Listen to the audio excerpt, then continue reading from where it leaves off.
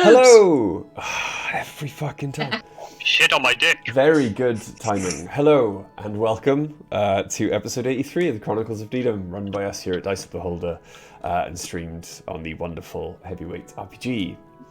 Yes, hello. Welcome to episode 83.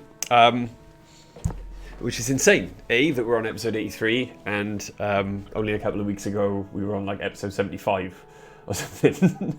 Yes, I think we've done really well to catch up.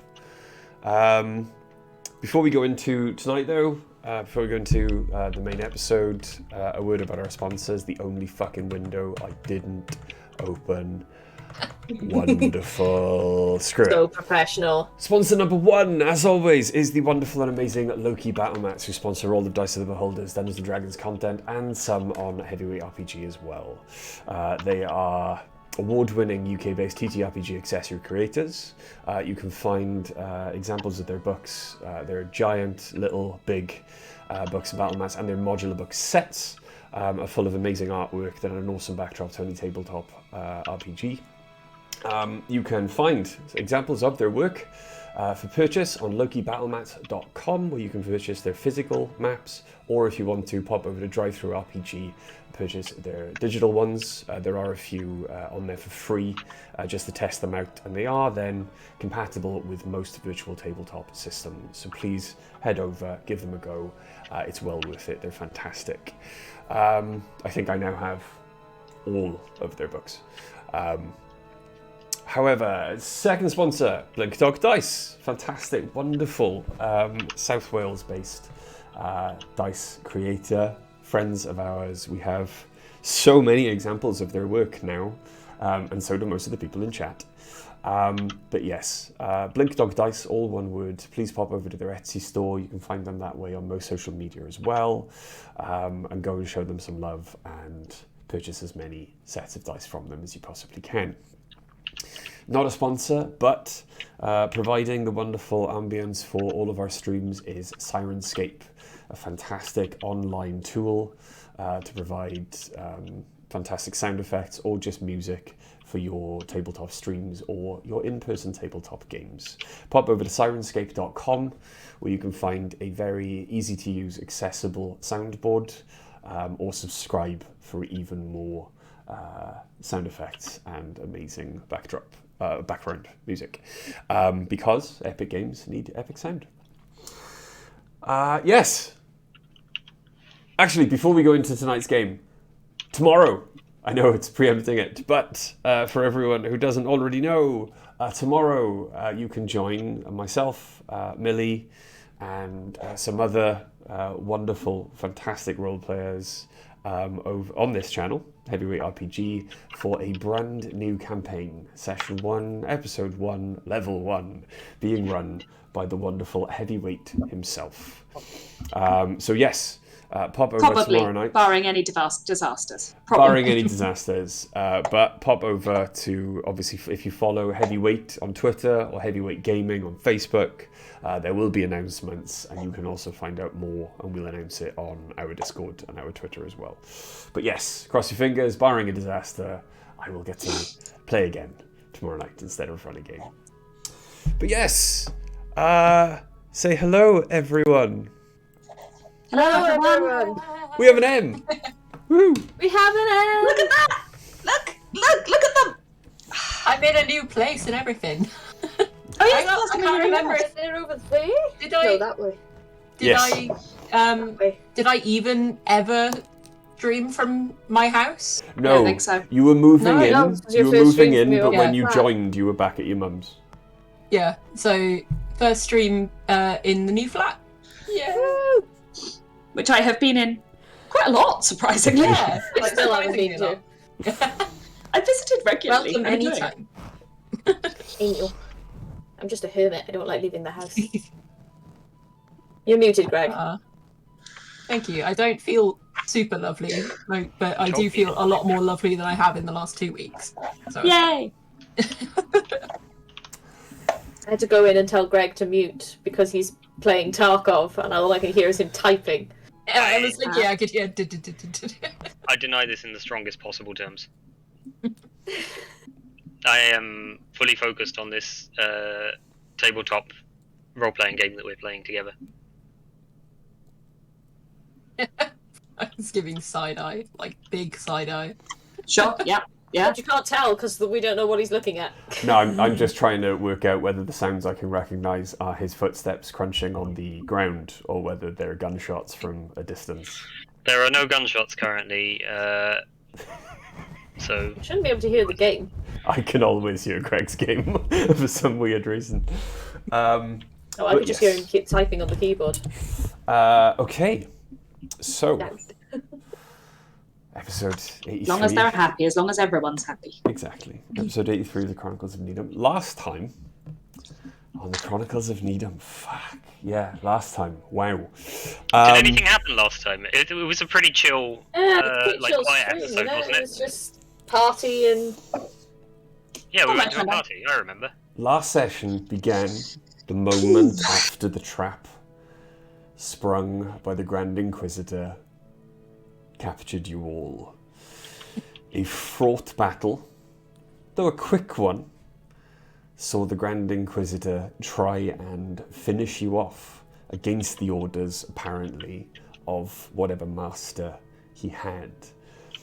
It was with a very, very clutch counterspell that you were not frozen in time, and you managed to survive, destroying the Grand Inquisitor almost totally.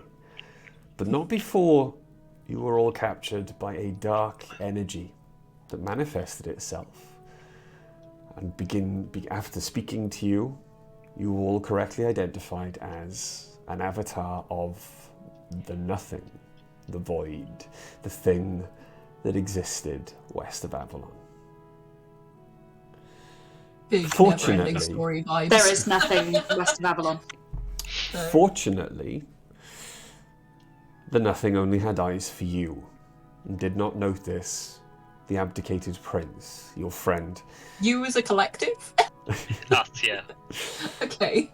Enter the throne room and from behind strike down the last remnants of the Grand Inquisitor's body that the Void was using as an avatar on this plane. Pretty clutch there by the prince. Not gonna lie.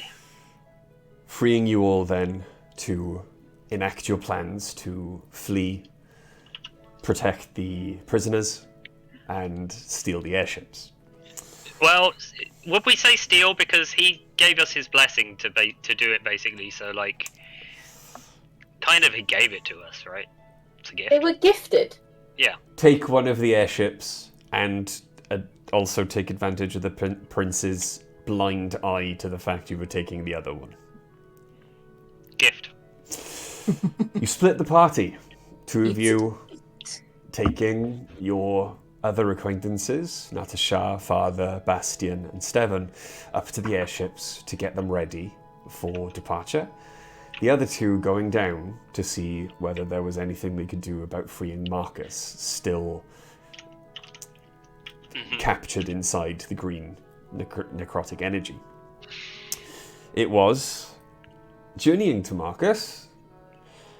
Quill had an idea upon seeing what was potentially the seat of the Inquisition's power buried beneath the palace itself.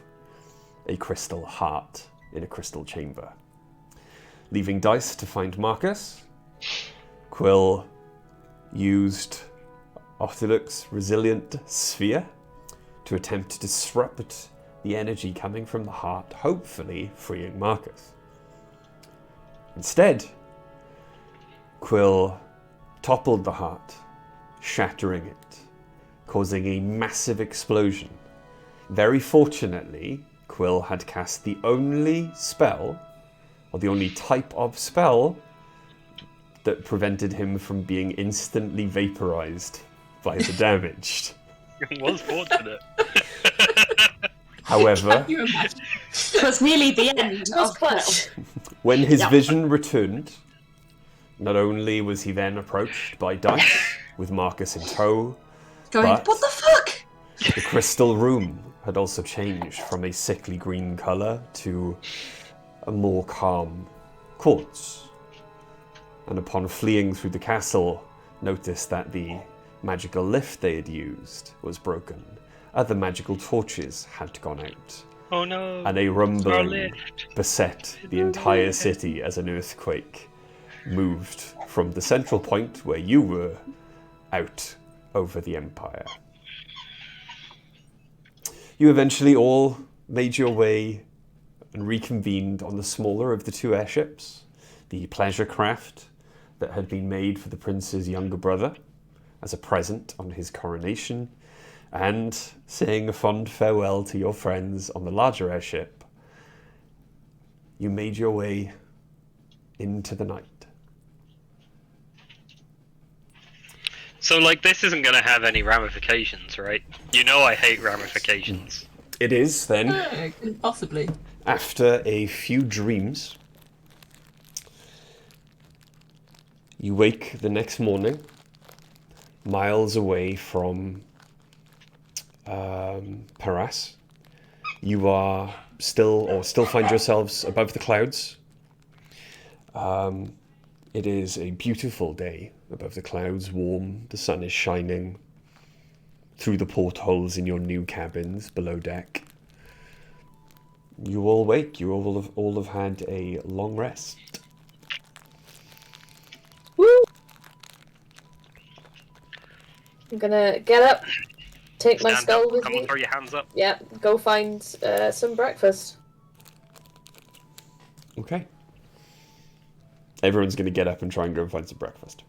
Yeah, well, I'll go raid the galley. Shamble like a mound out of my bed. Okay. Go see if Kevin, Sal, Rusty Spanner, or Wrench have got anything. Okay. Or know where Those to are find excellent anything. names. They're Yeah. gnomes. They're the gnomes we have on board with us. As you There are all none. make your way then out of your respective doors, you enter the corridor below decks almost at the same time. It is not difficult for you, Ace, Dice, Quill, to notice that while your rooms are very comfortable and very nicely decorated and furnished, as you look at Oriana as she closes her door behind her, Oriana's is incredibly well furnished. Stole the prince's And bedroom. Flush. It is. Stole the prince's bedroom. Oriana definitely stole the right room.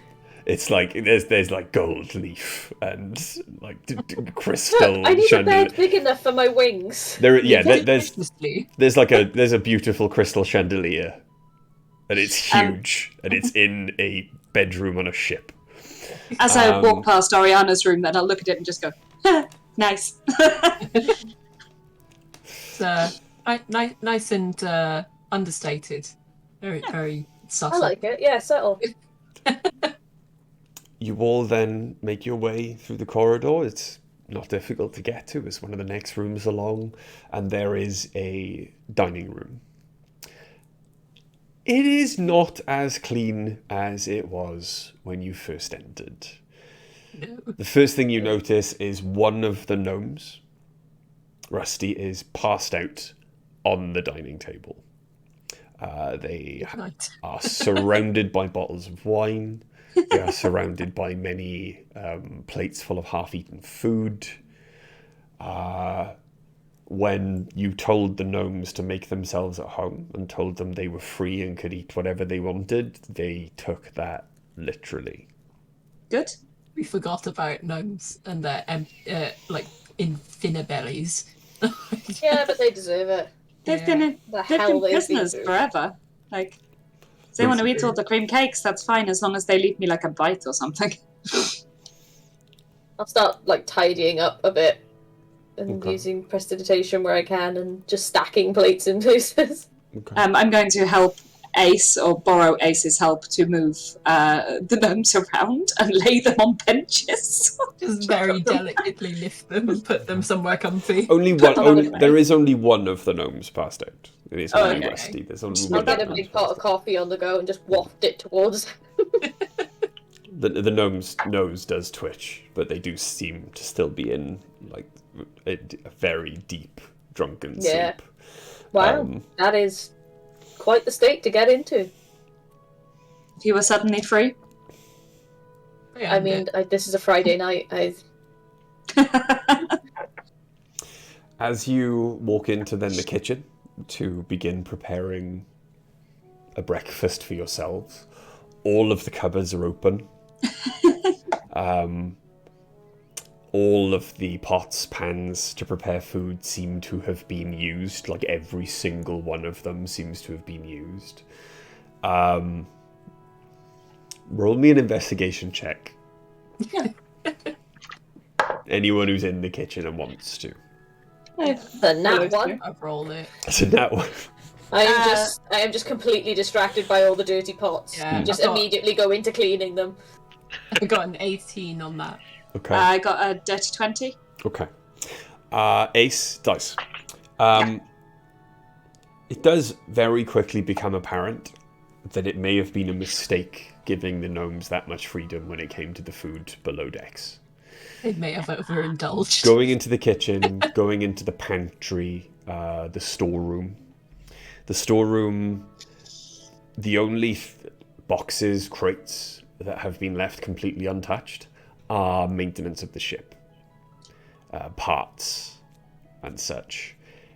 Everything else is open. There is a lot of dry goods, like dry tack, emergency rations, just in case the food does run out. When it comes to fresh, you've got maybe a couple of days worth of meals between you and your 6 gnome crew before you run out and are going to have to restock somewhere. Seems reasonable to me. Again, they were prisoners for a long time. I think we Dice, might can't have to you- hit a market at some point. Dice, can't you create food? Weren't you doing that on the train?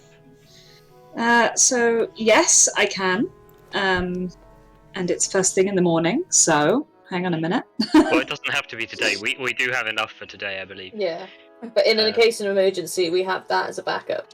Yes, and also I have the alchemy jug, so I can make a limited amount of coffee or Fluids. I found it. sort of. I shake it around and it sloshes, or beer, for example. For breakfast? We had a heck Again, of a not week. right. Yeah, again, not right now. I've got a pot of coffee on the go. Yeah, no, I wasn't offering. And Quill takes a very long sip. Anyway, yes, I can create enough food and water to sustain 15 people for 24 hours. Easily. But it won't taste as good as stuff we could buy. Okay. That's fine. I mean, you said something about the ship having to land once a day, didn't you? Yeah. So if we happen to land near a town where we can pick up supplies. Or I can try hunting rabbits again. That went really well last time I did it, as I recall. Yes. Foraging. The last time you did that, as you fondly remember, the failure of hunting rabbits, and then really consider to yourself how far you've come, as that rabbit hunting expedition was maybe 6 months ago. Yeah. I think 6 I'd be months okay. between failing to kill a rabbit and succeeding in killing the head of the Inquisition is a pretty steep curve. The question is, right, was he the head of the Inquisition, or was he a figurehead only? The look on the High Inquisitor's face when he saw that we were absolutely mauling him, it looked like we were just doing him a favour. I think he was in that position of authority, but that doesn't necessarily mean that he was calling all of the shots. I got the distinct impression that his creepiness was a little independent in his planning. His royal creepiness. His high creepiness. High, grand creepiness. No, high creepiness is what I'm saying. Is that he took his own approaches. Maybe had a way of interpreting the Grand Inquisitor's instructions creatively. He's not giving much instructions now. No, and by the way, gross. It's clean. Is it? Can I borrow it for a I second? mean, it doesn't have skin on it anymore. I just want to touch it. I just want to make it go. Please. It doesn't have a jaw anymore. My finger is the bottom. No. Very weak, tiny jaw. I take it and sit there going, "Oh no, I'm dead." Oh no! Oh no, my crystal heart. It's broken. It's broken. Hey, speaking of the crystal heart, anyone know what that was? Not a clue. Didn't see it. No. Hey, Bri. Any kind of number on any kind of die that I could roll to know more about that heart that was going on? Could I also What a roll, completely unexpected question. Yes, roll me an Arcana check, please. I'd love to roll an Arcana check. Right, was I allowed to roll that one too? Yeah, you can. Sure. You saw it, so yeah. No. Okay, it's good. It's really good. Yeah, It's really tell good. me. 27. I got 24, so Nice. that is really good. We're freaking geniuses. We're so arcane. So arcane. Excuse me one sec. I do have a plus 10. Okay. Hang on. I know. Okay. Sorry. It's okay. So, with your arcane knowledge, the things you have seen, the things you have both studied, and obviously the experiences you've had on your travels since leaving home, when it comes to the consideration of what the heart was, it fits a great many things you have heard about, read about, most of them dealing with very dark magics.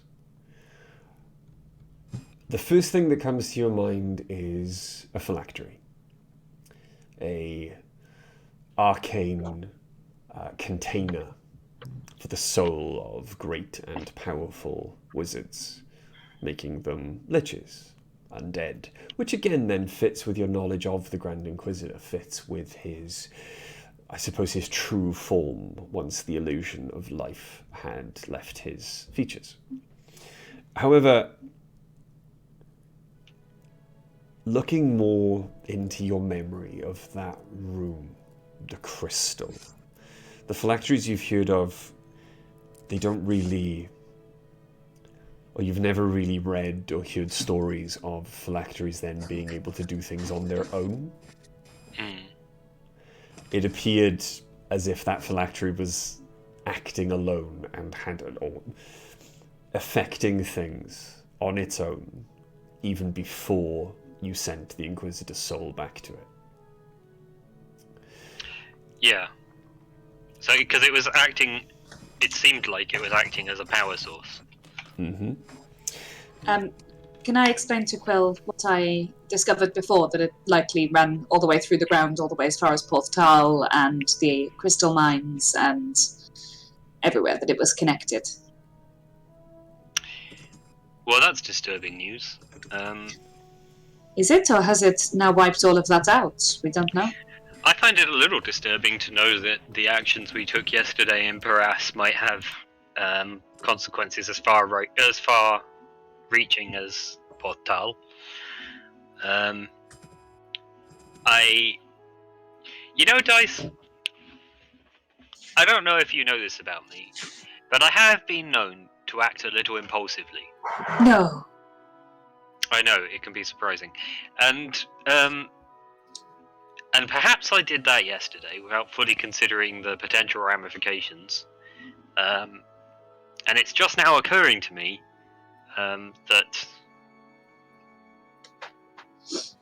you know, I think there might be consequences to my actions. No, I love that. The crystals make humans weaker. They make them sick. It's one of the reasons they're used so much in the cities. The effect they have on me and Ace, if we're in contact with certain ones of them for too long, it makes us... And well, Porthtal mines, for example, were an experience. I don't know if we've even bothered telling you. That effect on you in the palace, which was all made out of that crystal, wasn't it? Right, when I think back, can I think why it would be that they didn't have the same effect once it was turned into buildings? It happened more, or was it just that I became immune to it? What's the difference? I thought it was a refining thing, wasn't it? Thinking back on it, being exposed to the unrefined crystals in the mines of Porth Tal, the energy bleeding off it was much more potent.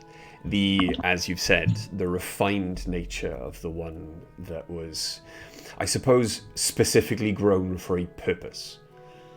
Because the palace had not been constructed out of blocks of crystal. The crystal had grown organically around it, but it was being pushed into a purpose. It was not unrefined and just growing willy-nilly or naturally. So there was less of an effect, especially on one with such a high constitution. However, again, thinking back over your memories of the people in Paras, a lot of them looked iller than they ever should have. So there is possibility that someone with a lower constitution, someone less, or who had not been through the same experiences as you, was much more inclined to be affected by it. So, That'll make sense. As you are thinking over this and linking little bits, you also then, there is something at the back of your mind, and as it sparks forth, you realize most of the crystal you saw became inert, quartz coloured instead of sickly green. However, you think back to the Inquisitor's carriage train, the great deal of carriages that were outside the Inquisitor's mansion, and you remember the lamps that you saw that had also been changed, while still glowing, not as brightly, and not with the sickly green glow that they had previously. The small lamps on the carriage to light the driver's way and to confirm their position on a dark night to the one in front and behind, they were still green. In fact, as you were flying at speed over Paras, they may have been the only green crystals left in the city.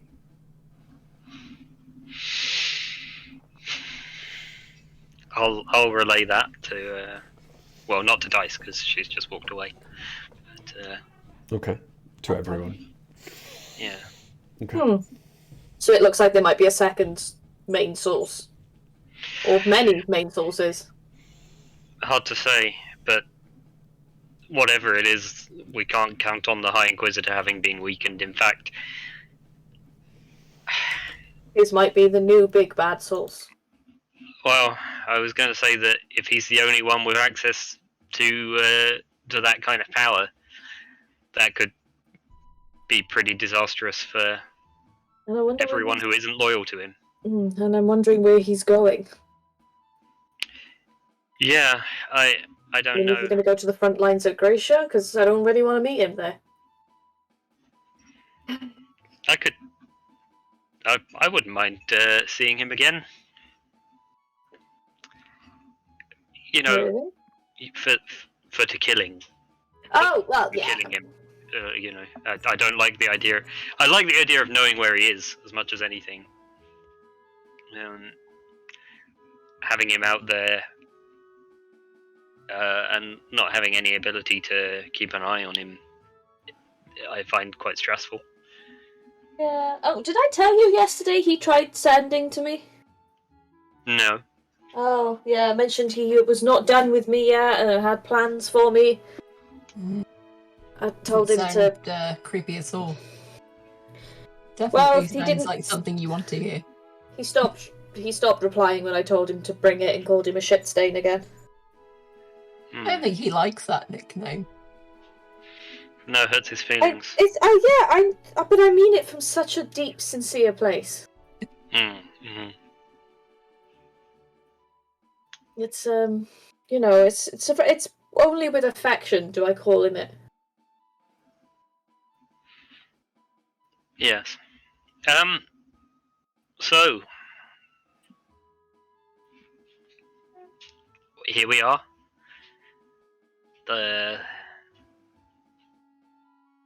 I suppose we're heading to Gracia. What do you guys want to do for the next few days? Well, I've got an idea for this little man. So I'm going to spend some time working on that, I think. Oh, I have a book for you, Quill, if you want to read that. You know, I love a little time with a book. What's the genre?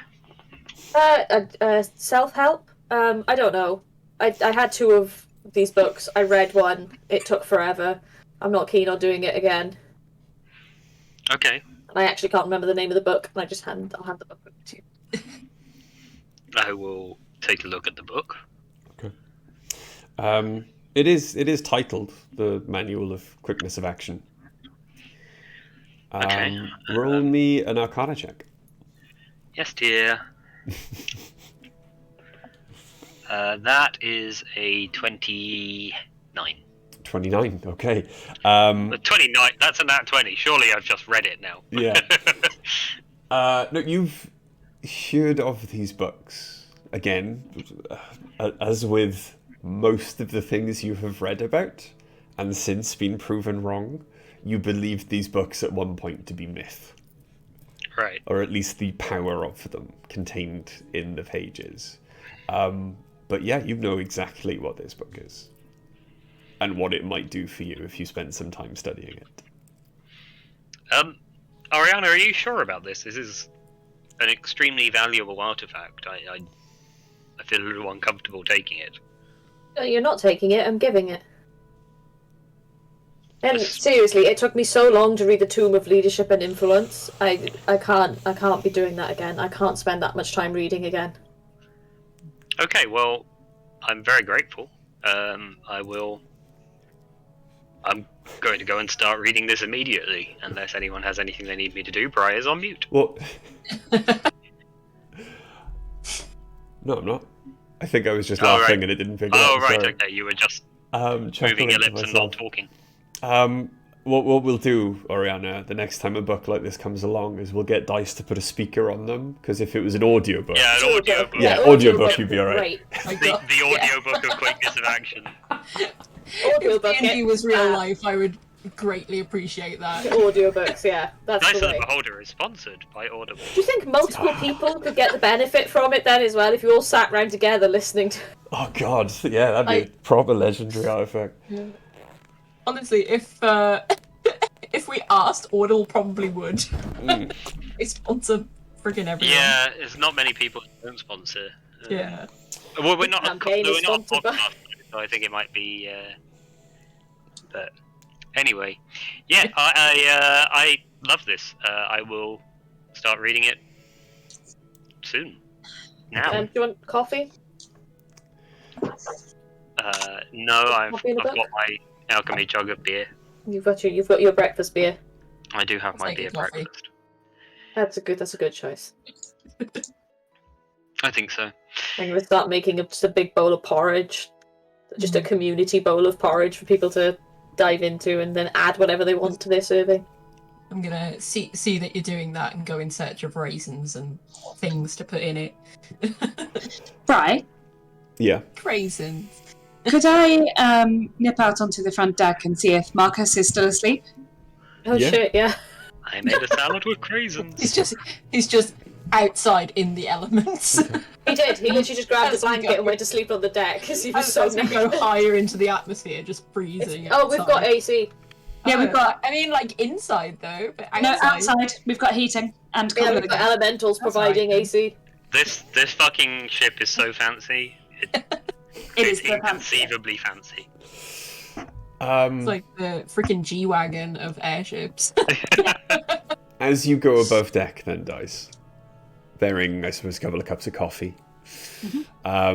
Ace, you do root around, obviously having investigated all of the boxes and the stores previously. A lot of the dry goods, like raisins, sugar, salt, things like that, they have been untouched because they were not quickly or easily consumable or wanted by any of the gnomes. Yeah, the raisins are easily consumed, but not desired by a lot of people. But they are there. So you do, like I said, there's a lot of dry goods. There's a lot of trail rations just in case, and a lot of things that you could then turn into a meal if you with the time and other ingredients. But yes, pick a selection of raisins and like nuts. Okay. And bring them to the table in case anyone else wants to indulge. Cool. Dice. Yes. Going out onto deck, or up onto deck, you turn and immediately you notice that the sacks of whatever Marcus was sleeping on have been moved back into their previous position, tied away safely. The blanket he was using is nowhere to be seen. But as you look towards the front of the ship, standing with his back to you, staring into the distance in the direction you're heading, is Marcus. Morning, Grumpy Boots. He acknowledges you and turns straight away. And at once, or at first, you think it's a trick of the light, but on closer inspection, you realize he is grayer. Even since then, last night, much more of his hair now has turned grey, almost completely white. The lines on his face have deepened, as if. And you do start to believe healing from the experience he's been through, of being near death so many times at the hands of the Inquisitors, has somehow aged him. Your new look, is it permanent? This thing you have going on? It is a symptom of my condition, yes. It does not go away, but if I stay safe, don't exert myself too much, it shouldn't get any worse. Yeah, about that. What is your condition? What are you? What is this? And I gesture to him and hand him a coffee. You just pointed at all of me. I meant all of you. What is this? I understood that reference. Thank you. You too, for a time. That is a very long story, and at the end of that story is unfortunately the answer that I do not really know. Okay. That doesn't... The first memory I had, I was a man of 30-some years old. That's the first memory you have? Well, it's the first memory of self. I knew how to eat, bathe, breathe, speak. I did not know who I was or who I had been before that day in the clearing in Nidum, or what would become Nidum eventually. I've travelled all these lands, or as many as I could access, and it took me a great deal of time, many of your lifetimes. It was at the end of, obviously, the first one, as I said goodbye to friends I had held dear for decades, that I realised I was going to have to say many goodbyes. Okay. So you really don't know what you are, or why you are? By your reckoning, I am 600 years old. But you're not an elf, or any of the more long-lived races. You are human. From what I can see, yes. No, secretly vampire.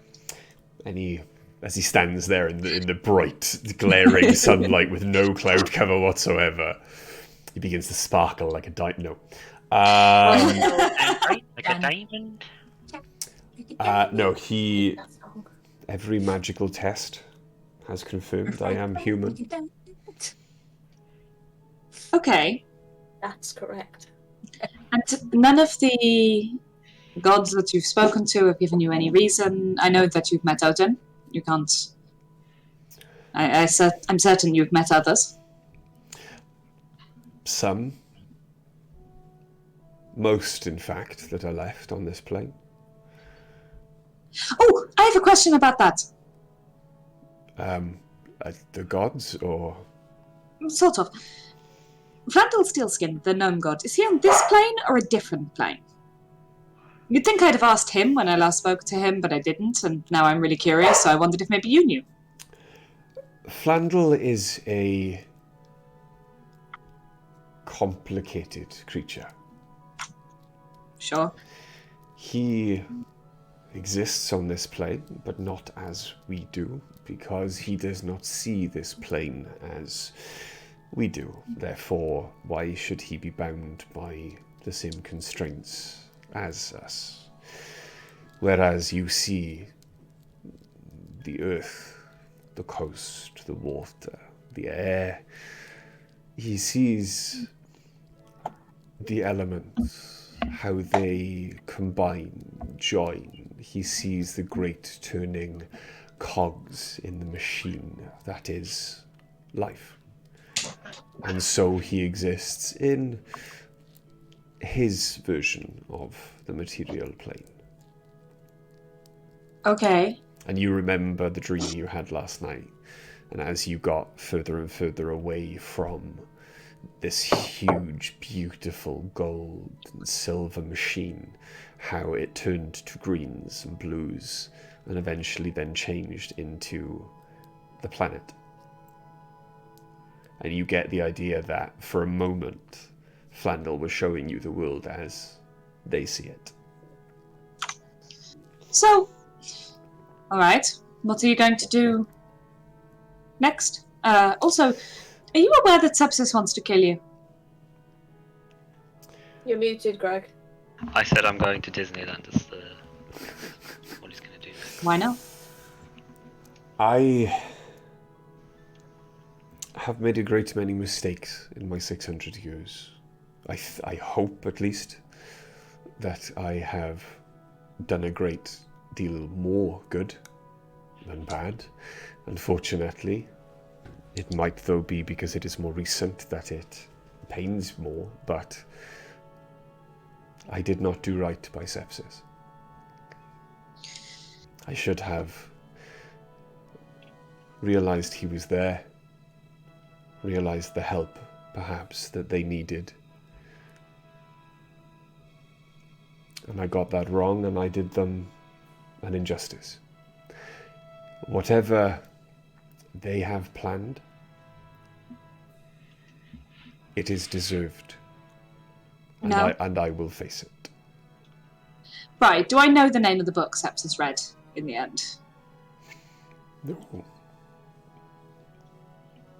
Sepsis was reading a book before they left the train and an Empyrean showed up and tried to kill us.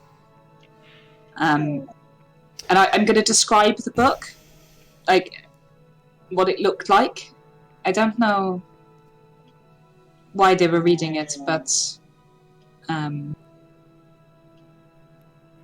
suspect it wasn't a good book. You can take responsibility for the situation Sepsis found themselves in. You can't take responsibility for the path they chose on leaving that situation.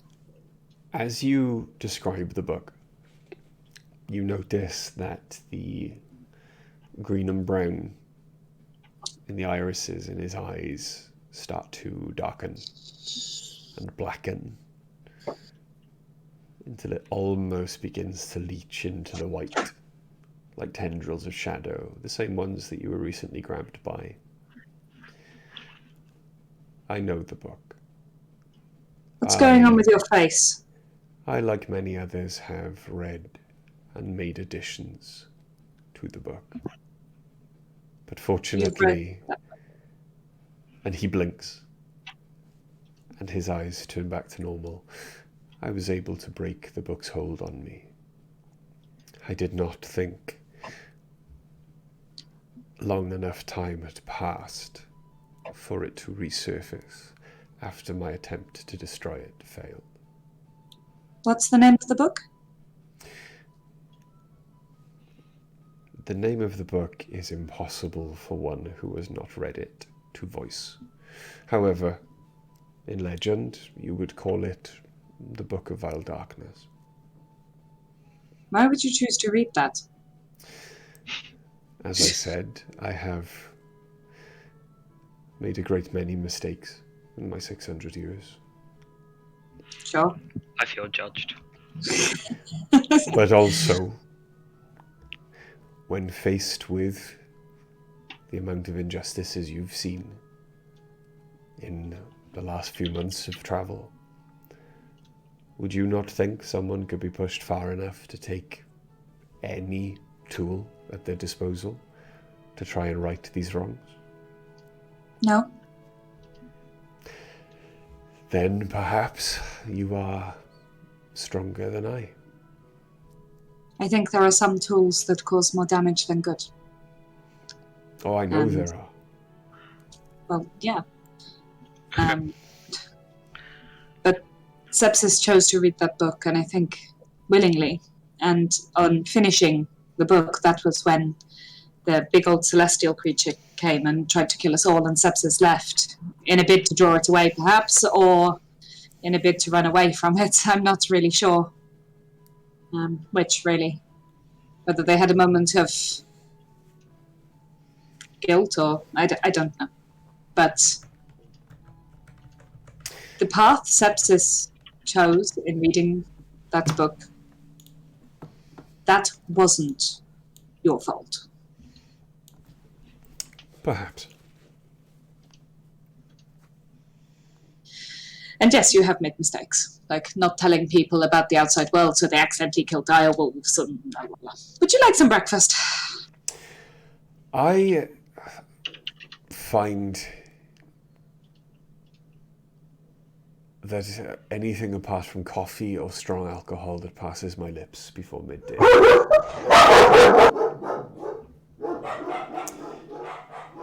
disagrees with me. Also, I have a question for you, Dice. Sorry, I can't answer. My dogs are idiots. See? I have a question for you, Dice. Yes? Are we travelling southeast? I don't know. We're going towards Grusha. The Aurelia, the Golden Dragon, is navigating, not me. Then, if we are heading to Gracia, the answer is yes. Then yes. Before long, we I will. could probably have worked it out.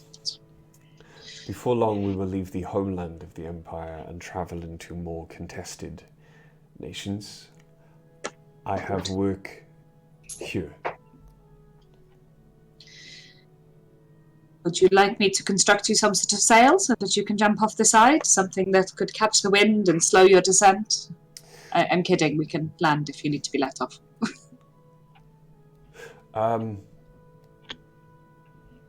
No, I think I'll be okay. You should say goodbye to everyone before you go. Quill risked a lot to help me free you. There is time. For that, at least. And please know that freeing you was done because it was the right thing to do, and because there are a lot of people you have helped. And because you continue to look after my parents, regardless of how badly you did by me and Ori and Ace and Sepsis. You were trying to do the right thing. Sepsis got it worst of all, but there were injustices for everyone, I think. But you still didn't deserve to die in a cell. What we wanted for you was to grow into the best versions of yourselves without the burden of knowledge of the way you were viewed by the outside world. So then, once you were given that knowledge, the best version of you could decide how you wanted to deal with it. And how did that go? Unfortunately, a young elven prince rode into a clearing that you were in, and two direwolves followed him, and you thought he was under attack, and yada yada. And here we are. You have... Yada yada. Yada yada. The whole fucking campaign. Just Yada yada.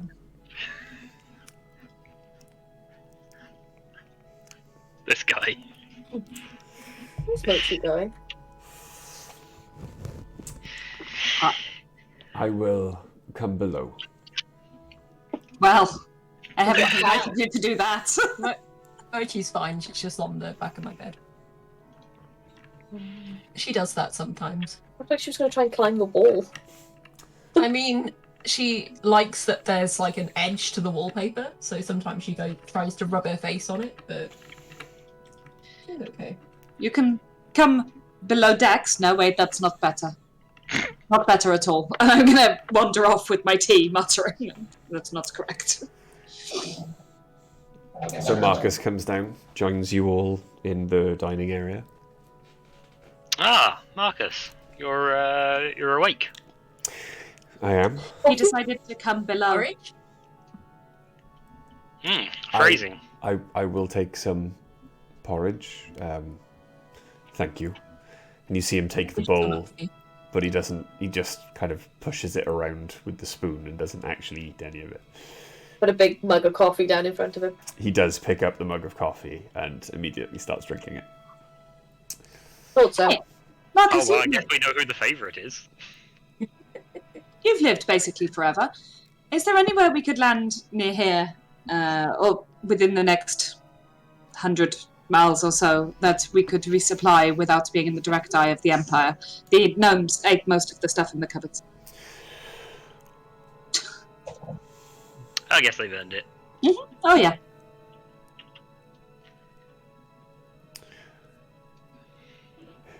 It depends which way Aurelia is taking you. I assume pretty much as the crow as the skyship flies. I'll ask, if you like. Well, if they are taking you in a straight line, there is a huge range of mountains, incredibly high mountains that separate the homeland of the Empire from what I've been led to believe, the homeland of your clan, Quill. The Fragrant Peaks. Grumpies. I'm sorry, just to clarify, mountains don't exist. Sorry? Just to clarify, mountains don't exist. That's a very odd claim to make. The earth is flat, mountains don't exist. Don't get into it. Don't get into it. We're not getting into that again. They're not even here now. I know, but it was so much fun. Extremely high mountains. Were they named after Ariana? You imply Ariana's the size of a mountain because she's going to... No, I'm implying that Ariana is extremely high a lot. I mean, not as often as I'd like to be.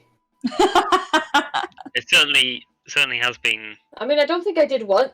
No, I did once in Paras. Yeah, you certainly did. I've not once done the weed. I left without saying goodbye to my brother. I genuinely thought you were going to say dealer.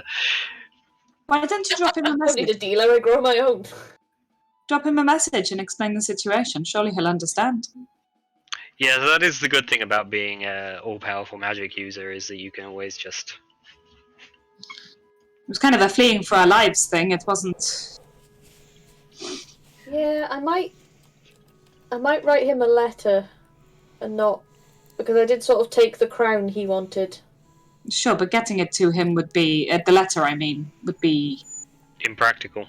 Very difficult. He's likely to know sending anyway, so like sending with him would be no different. I'm sure he'll still reply. I actually have no In that idea if he capacity. has any magical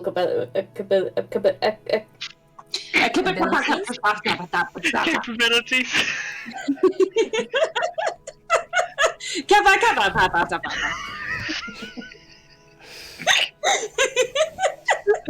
Don't look. Baby brain is a thing, right? I know it is. Little, like, crossed arms and the grumpy face just makes it even better. It's just that Charlie was like, what am I even saying anymore? What happened? It sounded like you got stuck somewhere between capacity, capability, and ability. Yeah. Just- Any of those words Sorry. would have worked. yeah. I don't have a brain anymore. It's okay. You're growing as so human. pretty. Hard work. Don't worry. You literally have more brains than anyone else here. Don't worry, You've got two Charlie. currently. Yeah. And a penis. People understand. People understand if you sometimes can't communicate well. Eat my entire ass. Communicate. I do communicate very well. I quit this fucking stream. Okay. I don't know, I'm really happy now. Carry on. My face I hurt. I don't know if he had any magical capabilities. Hey, she got it. Well, at the very least, if you message him and tell him, what's he going to do? I know he wanted the crown, but you have the crown. He can't come and get us. Well, maybe later. Quill, if we're close to the Fragrant Peaks clan and that's where you're from, could we not resupply there? If I remember rightly, you mentioned something about you not being on good terms with your family. No, I'm on excellent terms with most of my family. Wasn't your aunt there? Yes, if you can believe what Doesn't shit stink. busy thing Busy Claw. Busy Claw said. Yes, I believe she may be, and obviously I always have family there. It might be a little awkward facing them after I got Busy Claw killed and Quickfang disappeared. Wouldn't it be better to tell your aunt that Quickfang's actually alive before she returns to the house and nothing there? Or at least to warn her away from returning to the house and facing... better for whom? her. Yes, it would be. For you, maybe not so much. She's probably better if she doesn't go back to Piracy. She can be a very formidable woman. And I want to make this very clear. I am not scared of her. I think you might be. But I would prefer to be a very long way away from her when she finds out anything bad that I potentially did. You didn't do You didn't do anything. anything bad. It was the Inquisition. And And your cousin's poor choice. Physical chose his path. It wasn't you. And we protected Quickfang. Yeah. Yes, and I'm almost 45% sure that Auntie will see it that way. You know, it's all to do with how persuasive you are. We'll get Ori to explain. You have to remember Busy Claw is her son. Right, but he was also keeping humans locked in the attic and Yes. was building a train that was going to suck the life out of humanity. Yes, and she's not always tremendously forgiving of poor decision making, but I think it's a little unpredictable. I'd rather just avoid it. Okay, it's your choice. I thought perhaps seeing your aunt might take some of the experience away a little bit. Yes, but it might introduce new unpleasant experiences as well. So so let's just let's not bother them. Okay, so not that way, Marcus, is the answer. Well, if you were to travel in a straight line, the mountains are dangerous. Not even the Empire has breached their innermost reaches. There are tales of monsters and other such Do you like this on purpose? I'm dangers. gonna say phrasing, my dude. No one's breached my innermost reaches for a while either. Me neither, Same. Quill. If, however, you are going in a straight line straight to Gracia, then perhaps you could stop at Jenna. It's the last great town before the mountains. Marbles? The last great town before the mountain. Jenna. Okay. Genna.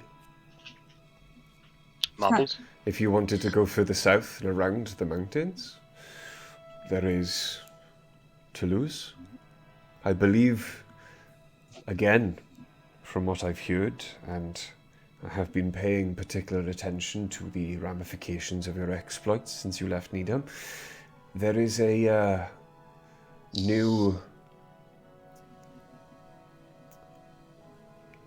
wine businesswoman in town buying up all of the land. I've actually been very interested to know more about this this lady. She's great. You're going to love her. Wait. It's sort of a girlfriend.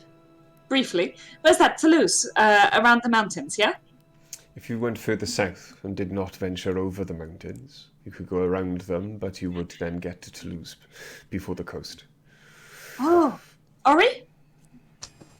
Yeah, I'm all up for visiting her. I've forgotten her name. I tried looking back to see if I've got it, but I don't think I have. Bryce face. I I love it. want to say Gwendolyn, but I can't. I don't think. The Duchess?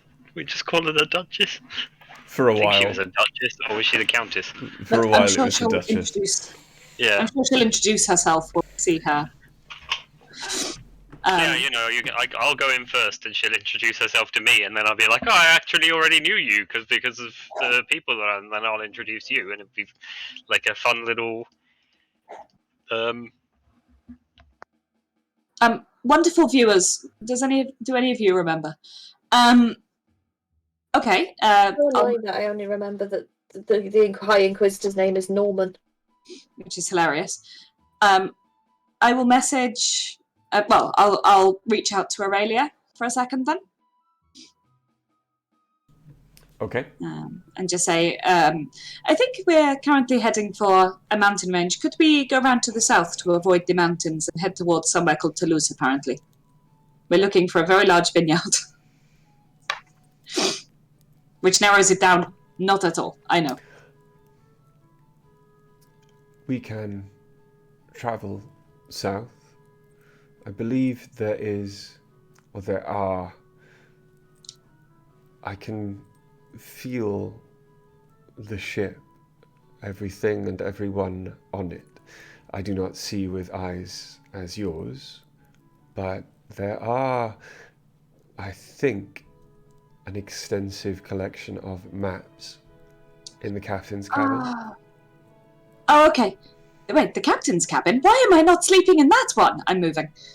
And I'm going to get up without saying anything and wander out of the room, like still having a conversation in my head, completely forgetting to say goodbye to everyone, but I'm probably like, interesting.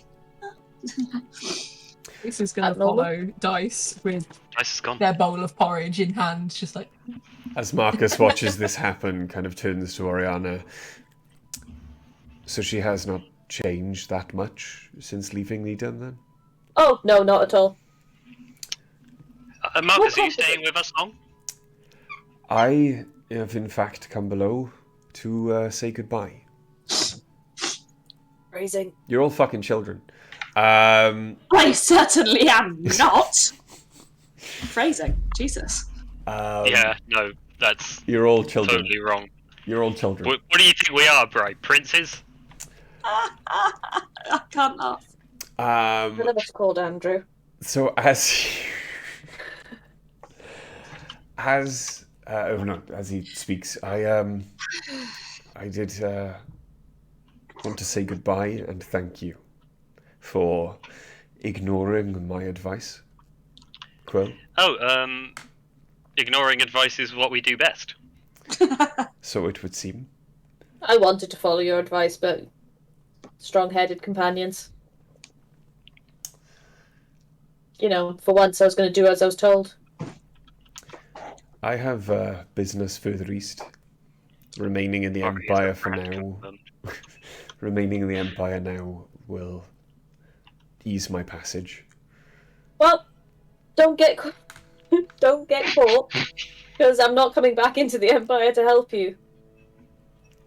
They Also, give me there's some. lube for that. A couple of times when I've had colonoscopies, they give me some medication that helps ease my passage.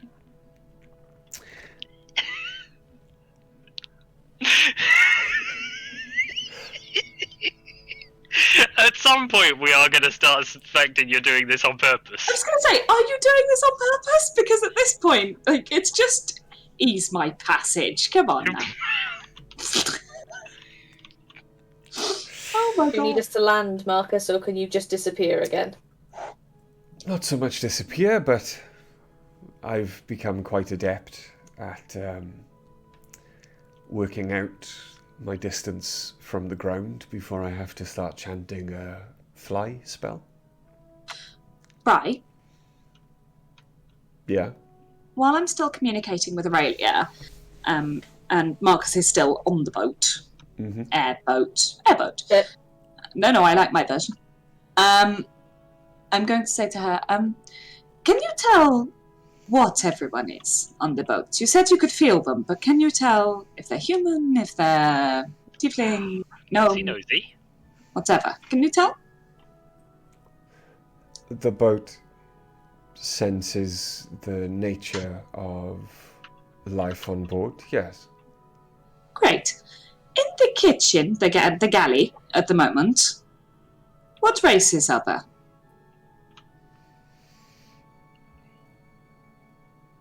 One gnome, health not quite critical, but liver damage impending. Sounds right. Tabaxi, healthy. And Liver damage also pending, Physically. apart from Aurelia. tiefling, healthy.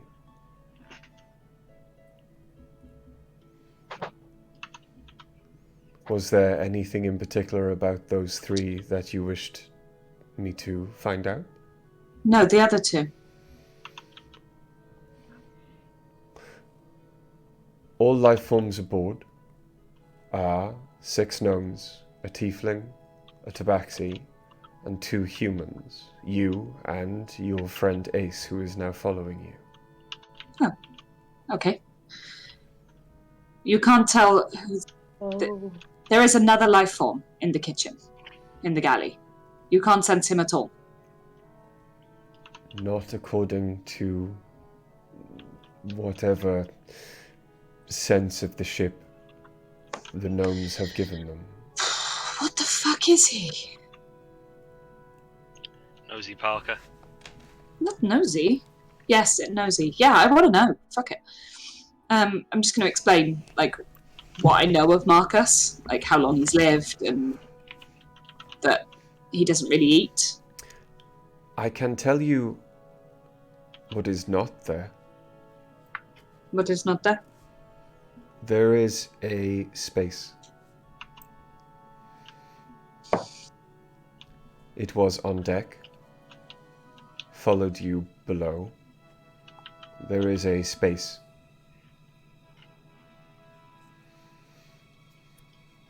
When we were in the room with that entity that froze us for a second, I know you were there, but we weren't communicating at the time. But the shadow? Yes. What did you sense from them?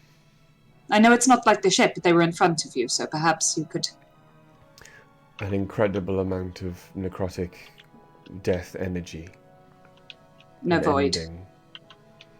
There was nothing there, but it was the nothing of death. It was the nothing of an ending. So Marcus is a different type of nothing, so to speak. Who is this Marcus? I'll explain where we're from and what I know of Marcus. Humans do not live 600 years. No, yes, exactly. That is why I'm so frustrated with it, because as far as he's concerned, he's human, but obviously he's not, because he doesn't eat. And he lives for ages, but he does age. And I'll explain the aging and everything. I just thought maybe you'd know something. You've been alive so much longer, you know. I do not know what this Marcus is. Me neither. Oh well, it was worth a shot, right? Are you sure he is not what your race would call a figment of your imagination?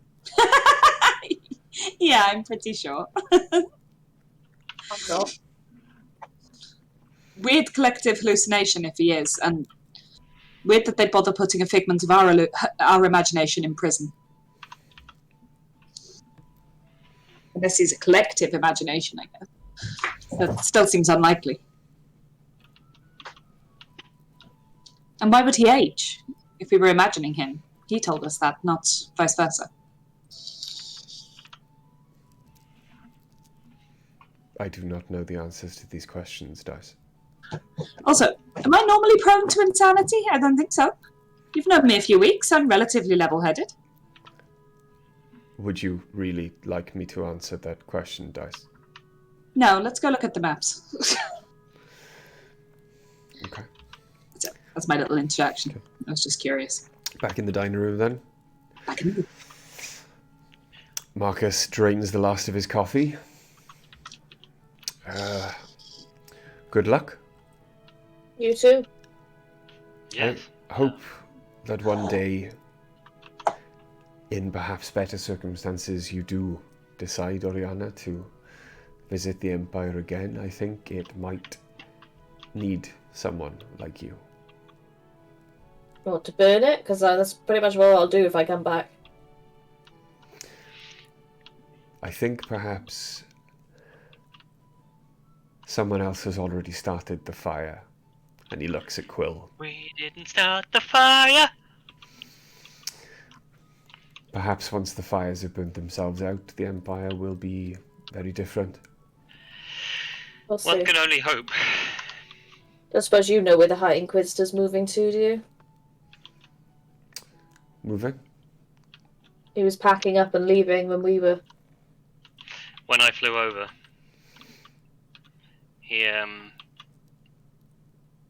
he's going somewhere, taking everything he owns. Rats do tend to desert sinking ships before anyone else notices anything's wrong. What ship is sinking, though? His version of the Empire, perhaps. Possibly. Marcus, the power that that was being emitted from that heart that I destroyed, the loss of it seems to have affected the vast majority of the Inquisition, but not any of those who were with the High Inquisitor last night, and not the High Inquisitor himself either. Do you have any idea what the fuck is up with that? I have theories, most of which to turn into facts. I was going to investigate as quickly as I possibly could, which is where I was on my way to go now. But if you just want my theories... Yes. Anything. The Inquisition have lasted as long as the Empire, when it was a small kingdom that stretched for a couple of cities, a few duchies, after the cataclysm that saw most of the human race disappear. It was the Inquisitors that started, from what I have been able to tell, the subjugation of most of humanity that was remaining, and all of, well, any other race who didn't want to toe the line. The Empire grew strong because of them. Their power grew strong, and the crystals that you have seen throughout the Empire that had never been seen before began to grow. They advanced technologically using these crystals in all of their magics, and it was believed that the center of this new growth, this unnatural necrotic energy that fueled these crystals, was the source of their power, and also possibly the source of something else. It would appear you have destroyed that power, or at least most of their connection to it. Your effect on the elves, I very much look forward to seeing, but knowing on just regular elves? It didn't even occur to me that that anything I'd done would affect just the ordinary civilians of the Empire. Why would it? Their power it doesn't come from their connection to magic. It doesn't come from the Feywild anymore. It's no problem. When any elf comes of age, they go through the ritual overseen by the Inquisition all across the Empire. Oh my god. You may not have seen it up until now, you may not have noticed, but if you think back on your memory of meeting any elf, there will be a necklace, some earrings, a ring on their finger. Every single one that has gone through the ritual will be wearing a piece of that crystal. It was believed, at least not by others, I hoped that severing their connection to that energy may perhaps bring them back to their true selves. It was my belief that after the ritual, because so many people changed so much, that the ritual actually was like a type of mind control. Now, knowing what I know about the magics and how they work in this world, I can see, I would at least, if an elf lost their connection to that magic and became their true self and was once again good, I could find it in me to forgive them quite easily. Any crime they had committed prior to this. However, I cannot see that that might be the same for the greater populace. It never even occurred to me that the ramifications of what we did today would be that far-reaching. Wow. I think overall, Quill, what you did was perhaps a good thing. I hope so. There may be a period of unrest, perhaps even violence, that follows. However, regardless of the consequences, I think it was something that needed to be done. I hope you're right. I'm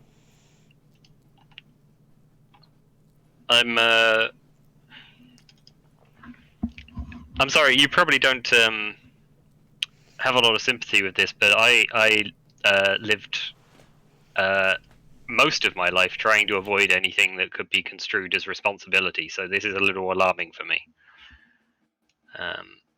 You had no way of knowing, Quill. I wouldn't beat yourself up.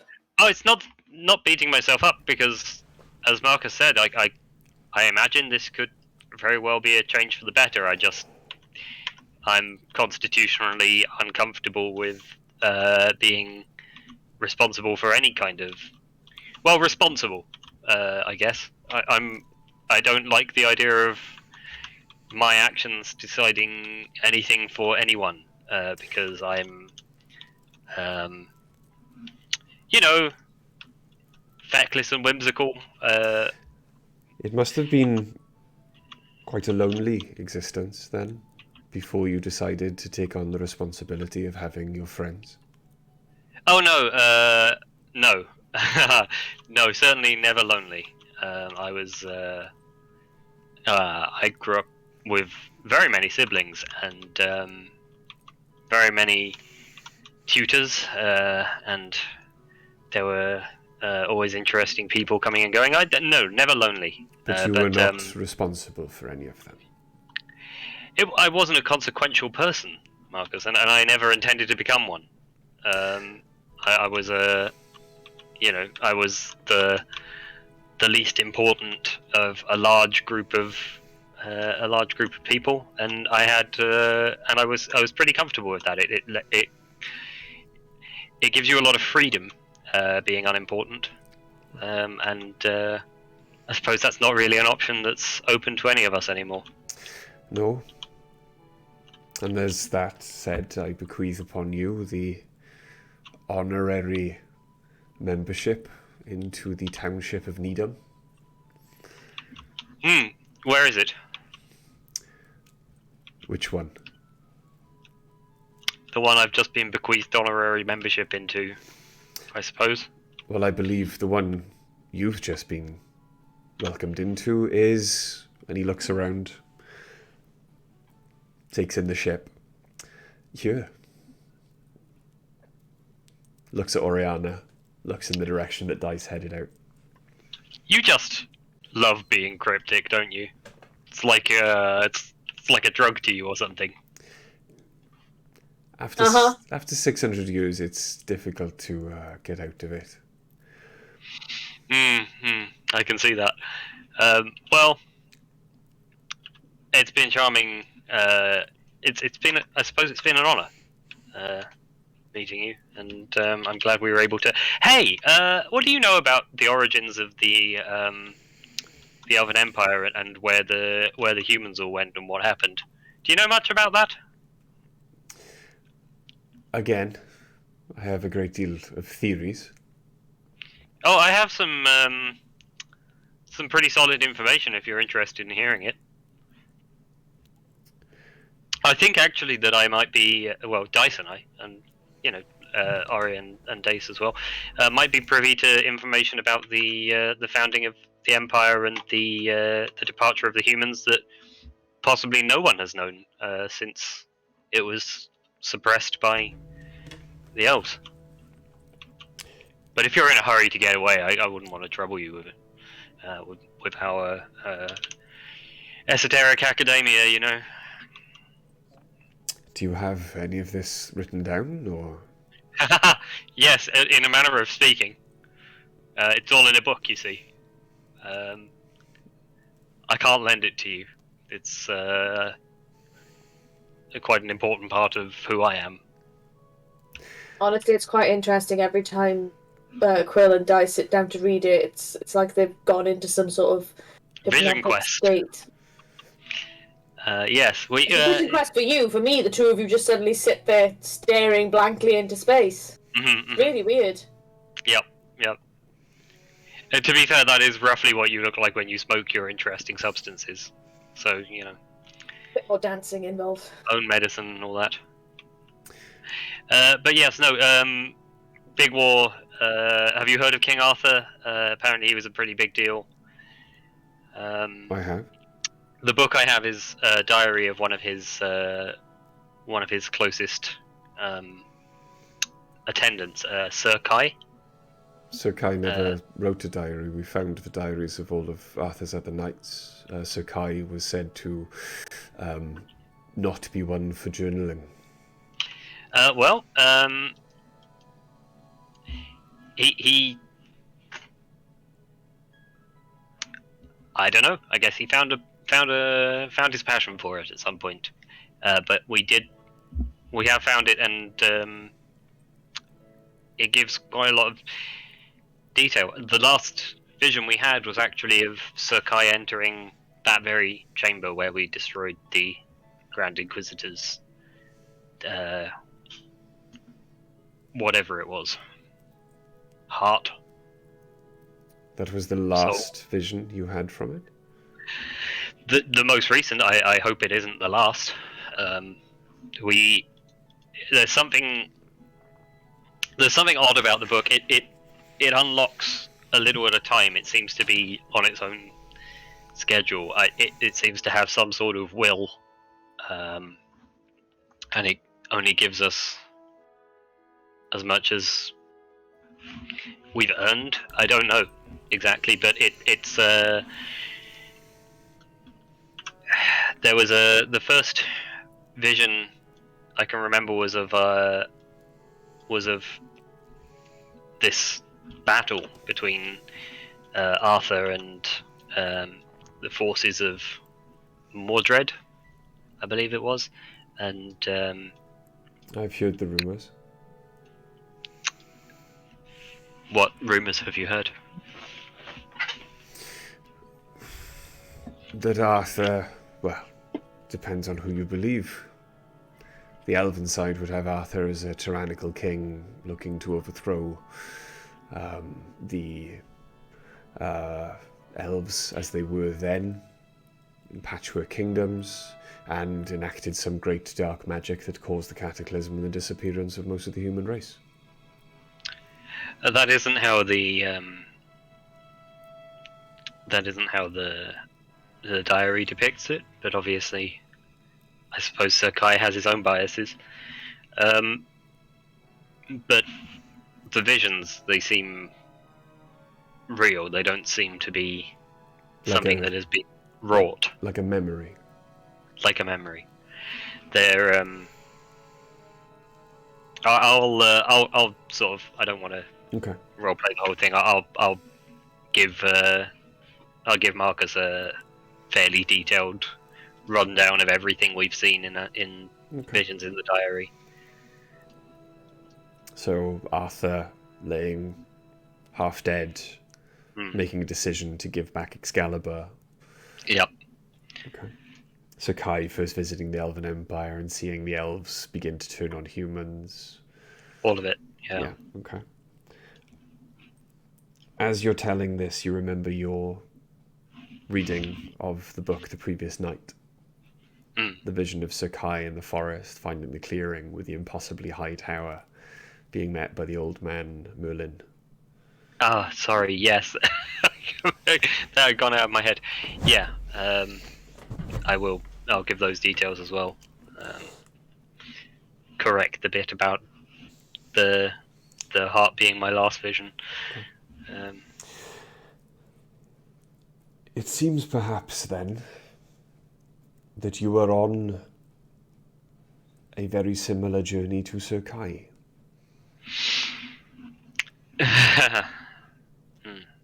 Perhaps the next place you might visit, this clearing, the tower, though I do not recognize your description of the place, and I have not seen the tower for myself. Perhaps when you get there, the next part of the diary might unlock itself to you. Yeah, it seems possible. Anyway, I just wanted to make sure you had all of the information that we have. If you do learn more, you can get a message to me. Yes. Oriana's very good with messages. I would very much like any information or any further information you get from that diary as soon as you have it. Please. See what we can do. That is all I ask in return for freeing me, I suppose. For ignoring my advice. Make it up to me. Well, I do feel like we have a lot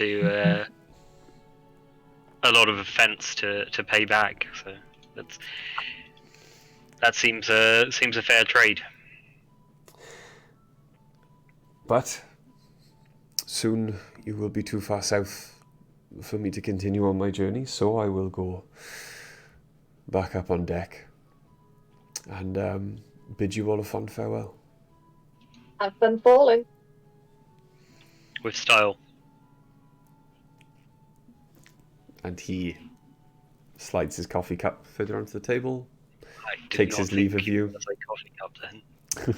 Takes his leave of Slides his you. cock onto the table. And leaves.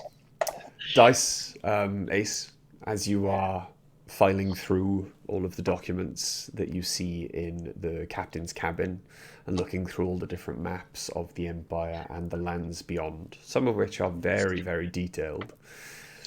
You look out the front of the captain's cabin and you do see Marcus walk up onto deck, take a deep breath, wave goodbye at you both, and just jump over the side. As I see him walk up, I just want to poke open a window and go, bye! Why? Made me happy. And he leaps off into the air. Could I also then go,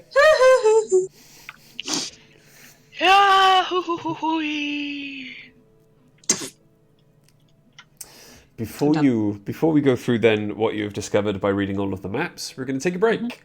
Yay! Because it's 9:05. Kids are still here, so I got to go make sure that Chris is actually, somewhere Sleep near attempting to go to bed. But yes, we won't be long. It's 5 past now. We'll be back about 20 past. We will see you in a bit. I need to do some So washing. bad. Bye.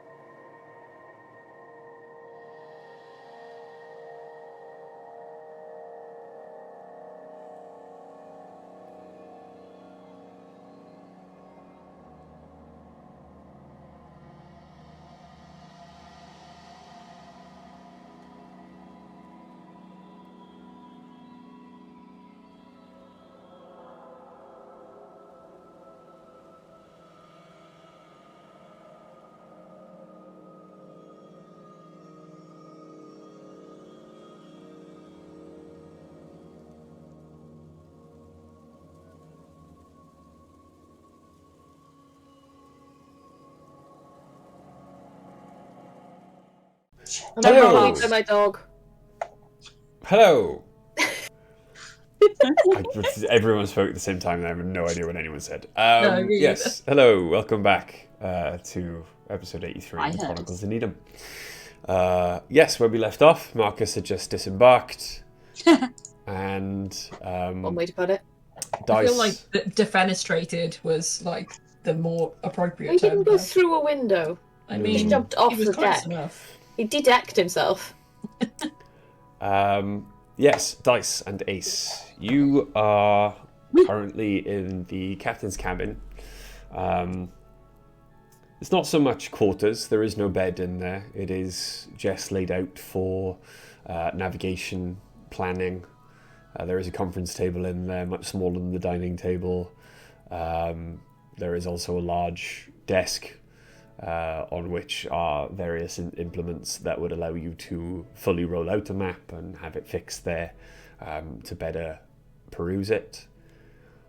But after working your way through quite a few maps of the Empire and beyond, on which some are drawn battle lines, you do find the relevant maps for your journey.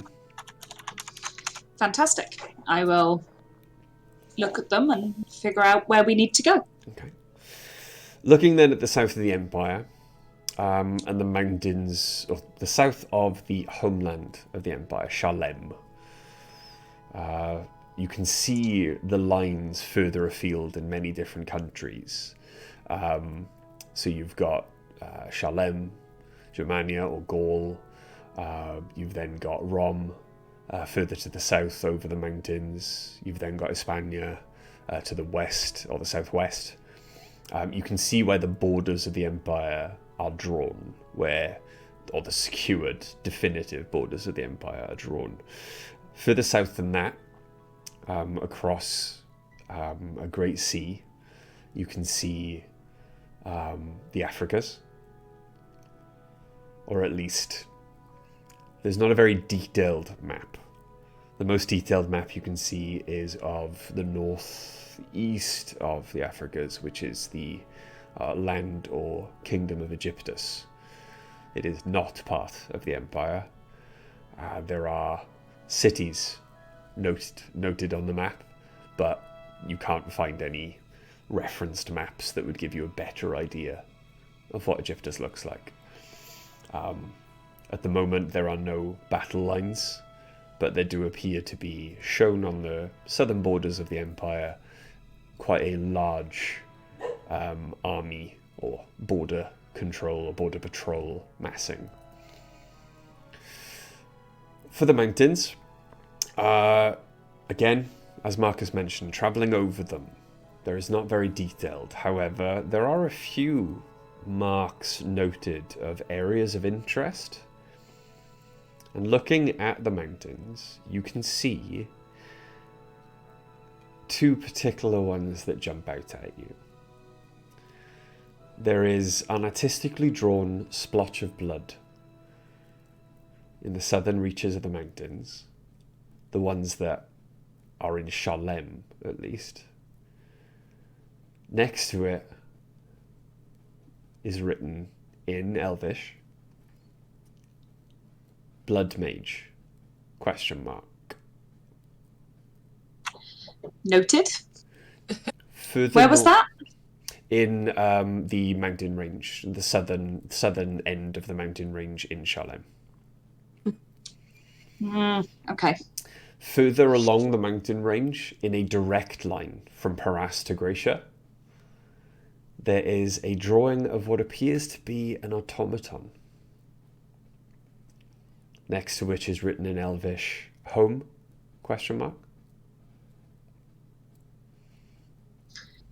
Their home? Or... It's the hum of the creatures like Vizier, I think. And it's somewhere I would very much like to go on the way. I can imagine. However, looking further south, for the town of potentially a friend, at least, you do see Toulouse, and you see all of the vineyards noted and drawn quite artistically on the map around the town. And while it is out of your way, it would mean that stopping and resting there and then setting off for Gracia again would take you completely around the dangerous mountains. But it would also mean then that you would spend quite a lot of the journey flying over the land of Rom, where the Fragrant Peaks clan started their business. How many days would it add to go to the vineyards and then go up the mountain range and across to Gracia? To go past the Blood Mage and so if you're going to go, Watchstone? so instead of a like a right-angled line, you're going to do a zigzag. Yeah, so go down, Go south, and then northeast, across to and Gracia. then south again. Go see the Blood Mage. Okay. Yes, very much so. Oh yeah, Yeah. Because we were supposed to get our tags removed. You missed this, I think, but we were supposed to get our tags removed.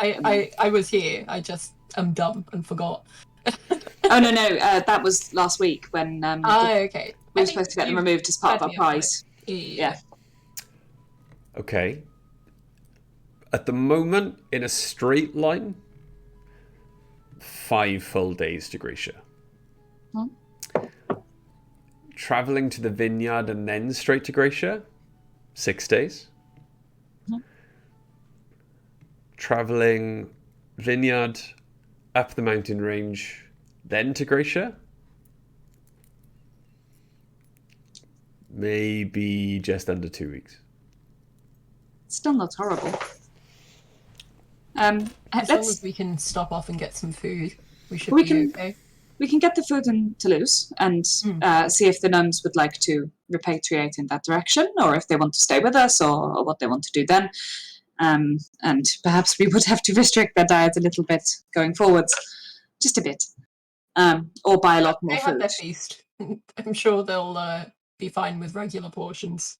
We just stock up on extra food, maybe. Yeah.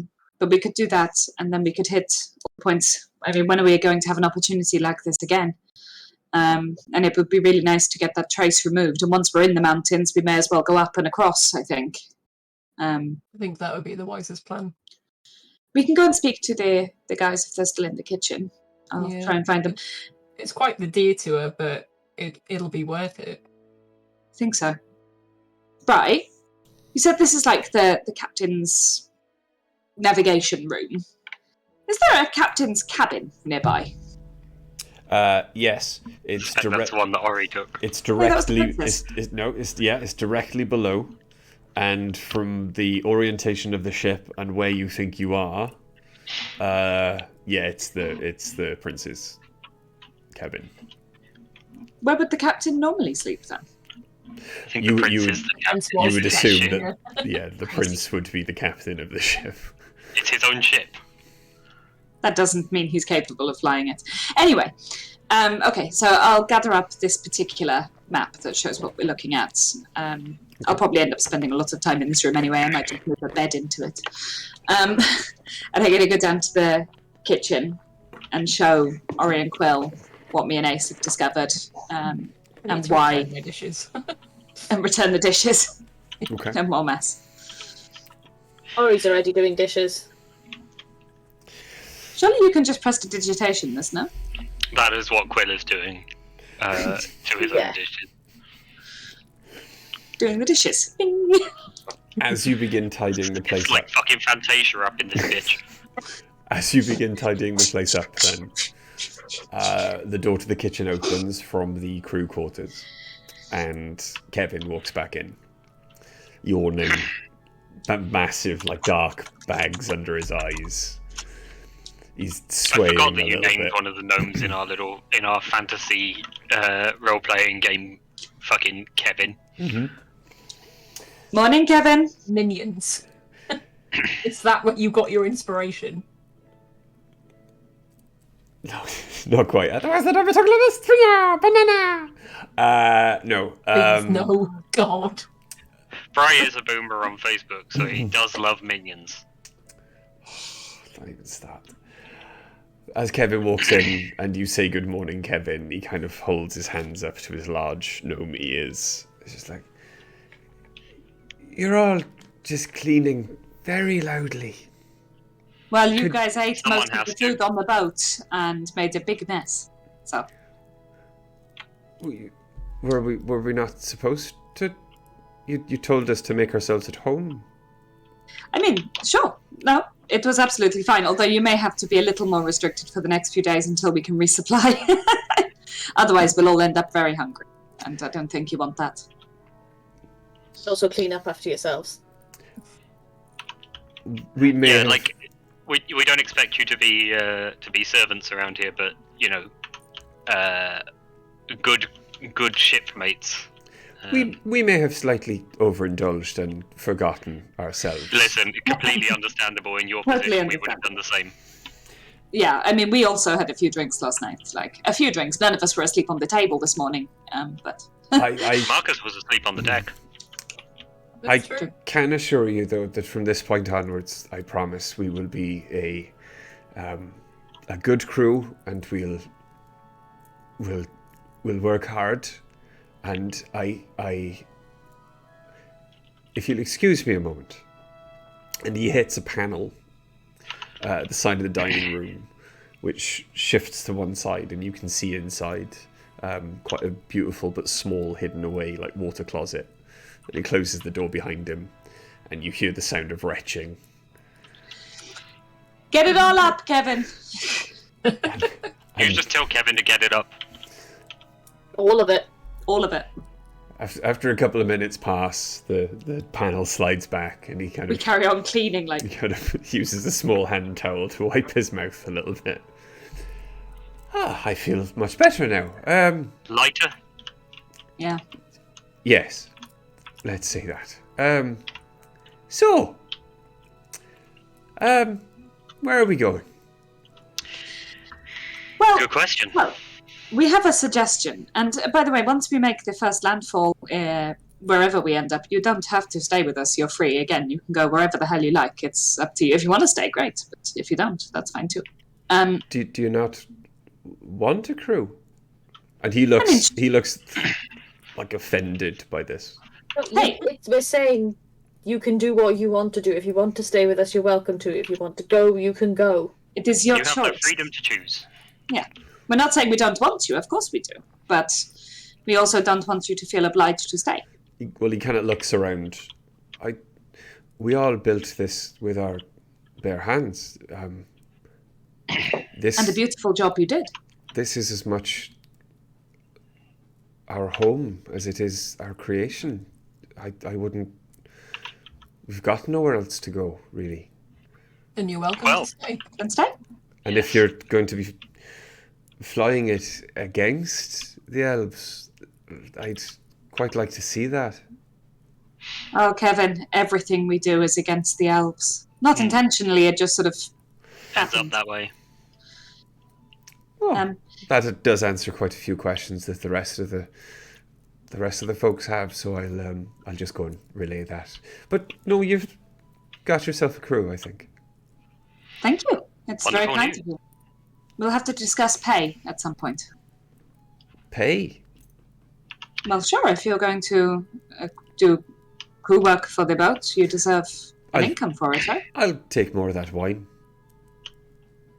That sounds Yep. like something we can do. We can possibly do a little better. Money can use to buy many wine. Lovely when, goods.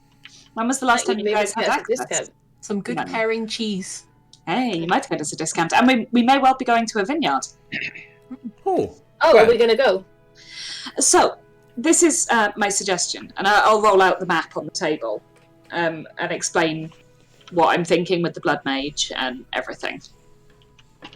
Okay. hang on. Sorry, what are you thinking with the Blood Mage? I'm hoping to go and visit and convince them to remove the trace. Okay. Because I think if we're going to head for Grisha, wouldn't it be better to lose the Inquisition? I think it would be better in general to lose the Inquisition. Yeah, it would give us an advantage. And I love traveling with you all, but I would love it a little more if I didn't know that, we could be found by psychopaths with laser swords anytime they felt like it. so we were thinking Toulouse, Blood Mage, pop by the Warforged on the way up, and then go across to Grisha from there. What's the visit to the Warforged in aid of, sorry? Honestly, that's just for me.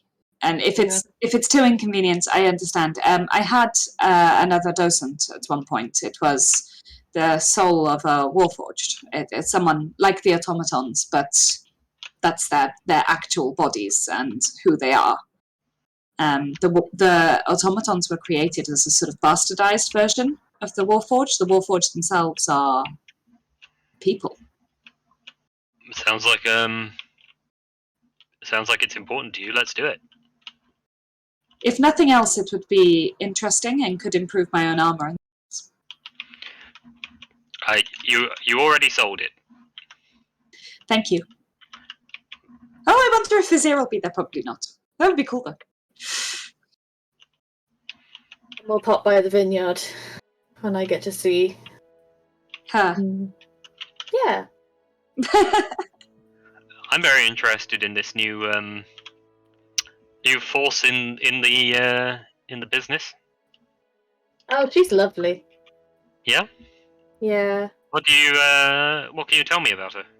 What are her Well- weaknesses? I mean, what's she like? I'm sure Ori could tell you plenty about her. Physically, in particular. Well, Mhm. we met because I saw a woman who was not being satisfied by her husband, and she was Yes. delusional in believing that she could leave her husband and be with the High Inquisitor. Okay, so far, she doesn't sound like my favorite person ever. They were childhood friends, but I changed her mind of that repeatedly. Do you think she might have useful intel about the High Inquisitor? Possibly. We didn't talk much. What form did you have around her? Huh? Lou. Ah, yes. Oh yeah, me, but blue. It's I think she's seen you purple as well. I couldn't quite remember. I don't You think blew she yourself? had. Ori was still blue on the yeah. train.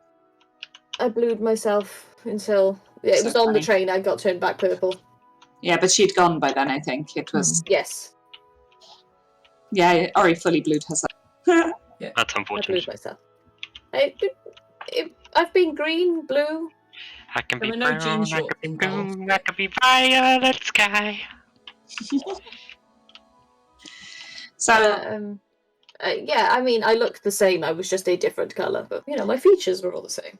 I mean, the thing is, she left everything she'd ever known and travelled with us, and has since gone on to free all of the human slaves on their property and become a refuge for more, by all accounts. So I'm very interested to see what she has become. She was still a little weird about humans on the train. But she was getting better. I mean, we were changing a lifetime of adjusted. teaching.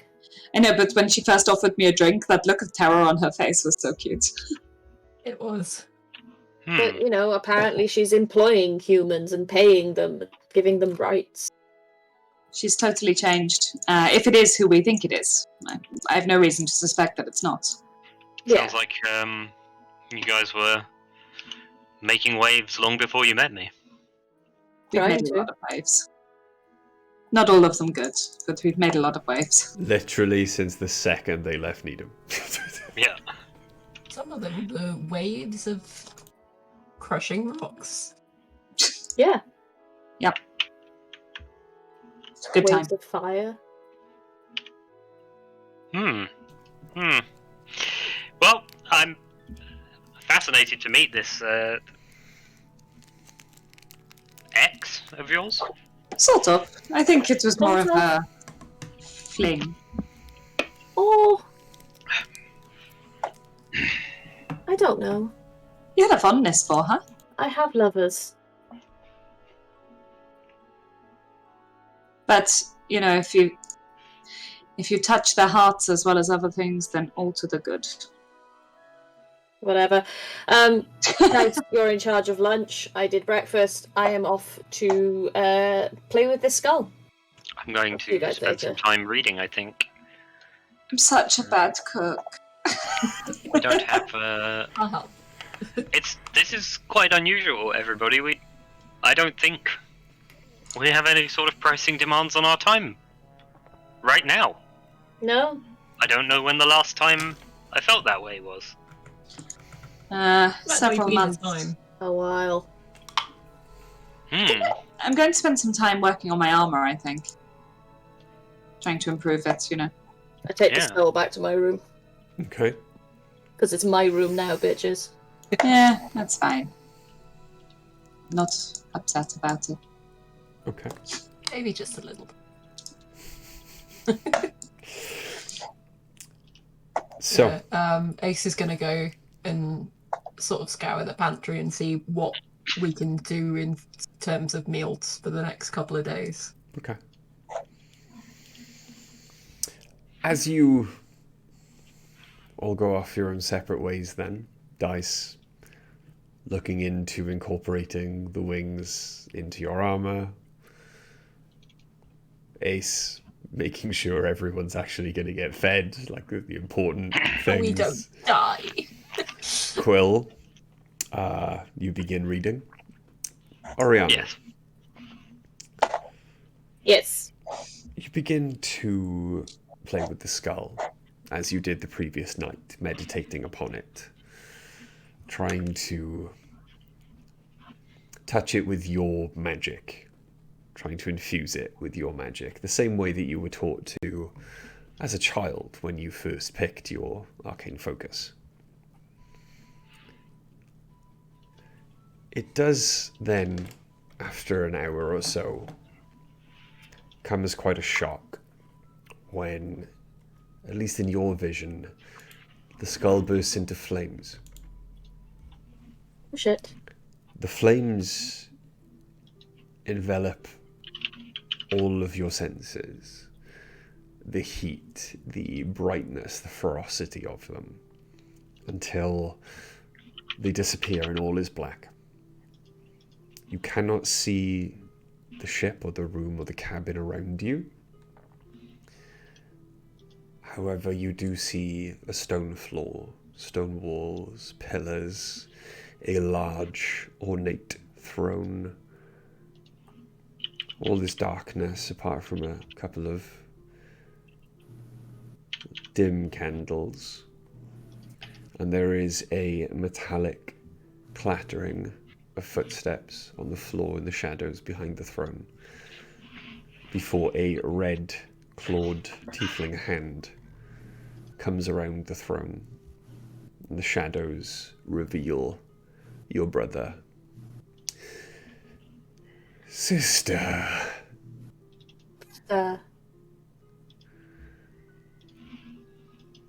You are far from me. I sense. Yes, leaving the Empire. Had to. Killed the Grand Inquisitor. You have, I think, perhaps a task to complete before leaving so soon. I see or sense upon you the treasure which I sent for. Yes. I managed to get my hands on it. And it on my head. It matters not. I know the ways and means of removal so that you can transfer it to me. Bring In it due time. to me. Eventually. That was not our deal. The crown is mine. I am the eldest. It belonged to our father. It is my birthright.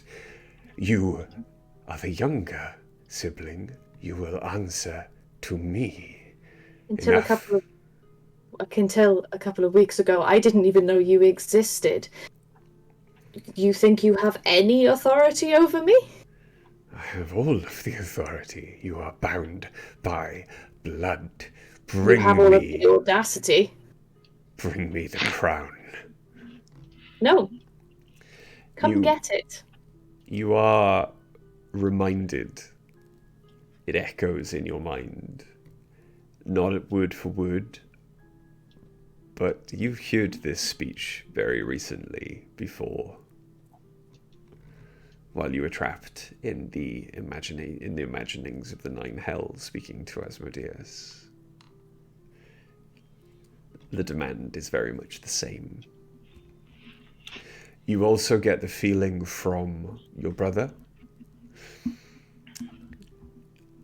You are nothing more to him than a tool. You get the sense that any familial affection he showed was a pretense. There is no affection in his words or actions now. As his eyes flash on you and the rage builds, and you see the dark shadows like tattoos start to writhe on him.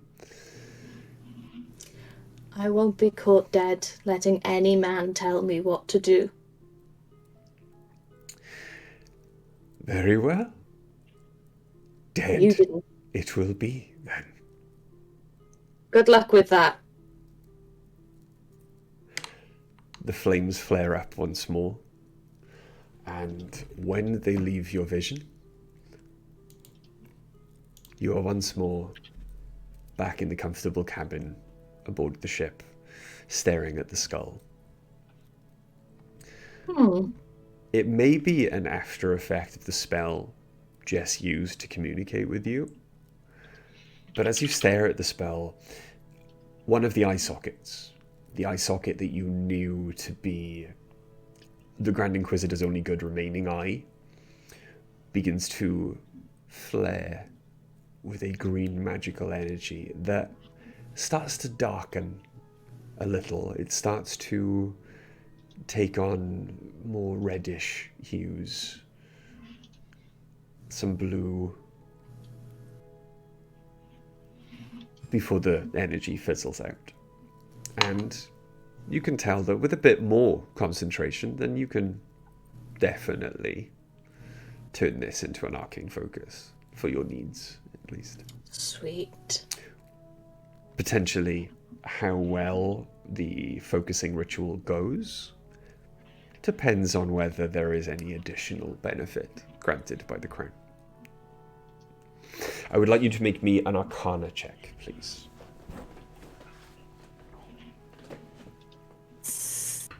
18. 22. 22. Okay, that's your first Arcana check for the first day of concentrating on it. I'll make a note of that. Here. 22. Cool.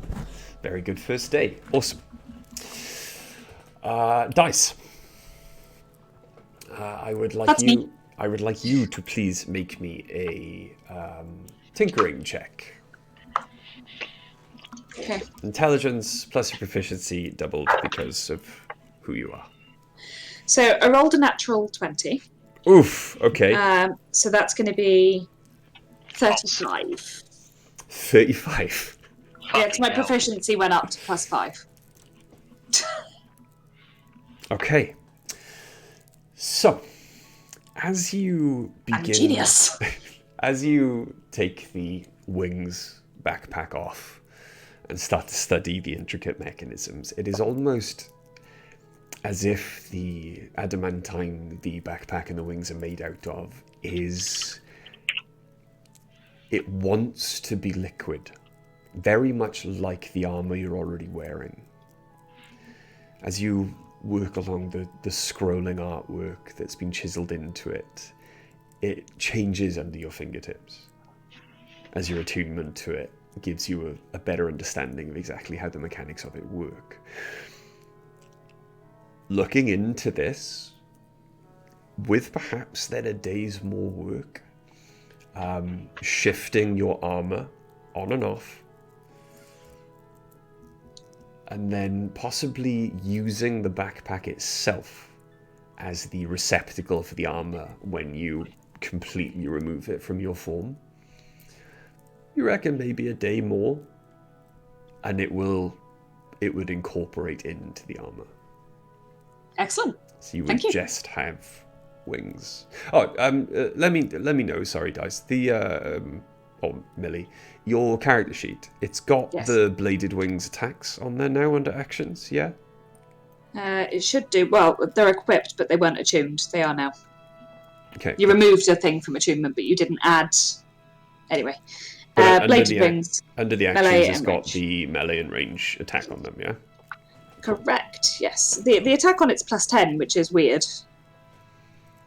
Because that doesn't tally with any of the ones I normally use. Because it's +12 for intelligence, and +7 for charisma, and +5 for my normal melee attacks. And this one's +10. It's because they're strange weapons. No,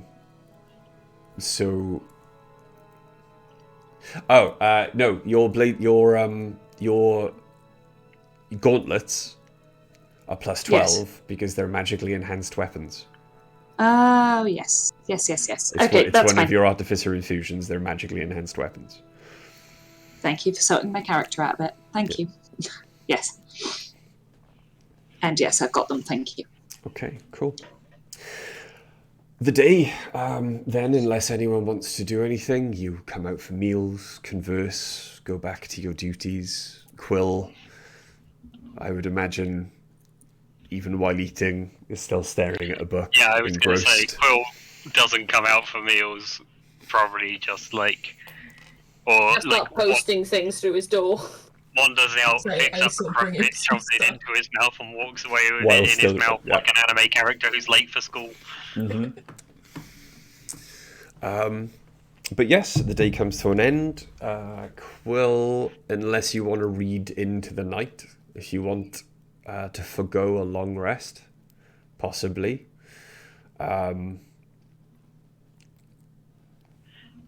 Nothing important to do. Do you want to have a proper long rest or not?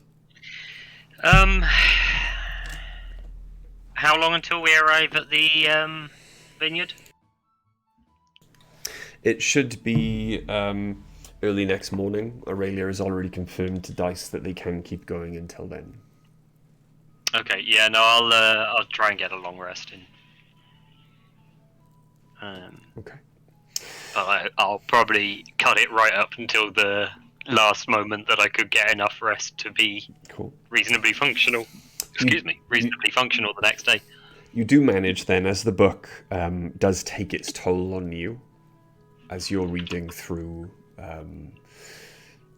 And you can feel the magical energy trying to infuse you with something, be it knowledge or augmenting your abilities. It does take its toll on you. You do have to set it down every once in a while. You can say 10 hours of reading. Cool, thank you very much. But night falls. Everyone sleeps. Most of you dreamlessly. Ace, though. As sleep takes you, once more, and this has not happened in a very long time, you expect, because of the nature of the energy that did once surround Paras, it has been a very long time since you have dreamt and heard the sounds of a hammer on an anvil, or thunder crashing in your dreams, making it more comfortable. This time, though, it is back and it is welcome. It's like ASMR. But as the thunder crashes, there is a wet striking sound. As if a fist... What I think of is like a fish. More like a fist on flesh. Oh, okay. Yeah, makes more sense. Followed by another, and another, until your vision clears, and you are once more in a familiar auditorium. It is not the auditorium of Paras, it is not the Grand Colosseum. It is more a display, a stage for a show. You see a smattered crowd around you, and as you turn towards the stage, the first thing you notice is once more a hammer locked in place in the middle of the stage. A man approaches it, attempts to grab it, to wield it against the foe that is now picking himself up from the floor, laughing. And as the man grabs the handle and attempts to lunge forward, he is almost pulled off his feet.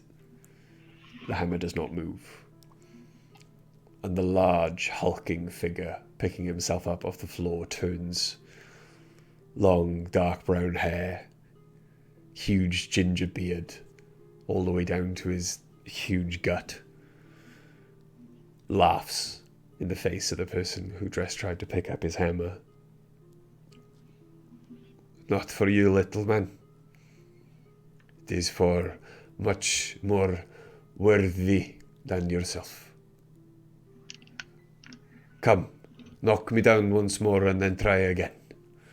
And he rushes forward, chin first, takes 3 blows from the smaller opponent who is trying to pick up his hammer, before laughing once more in his face, and it crashes like thunder.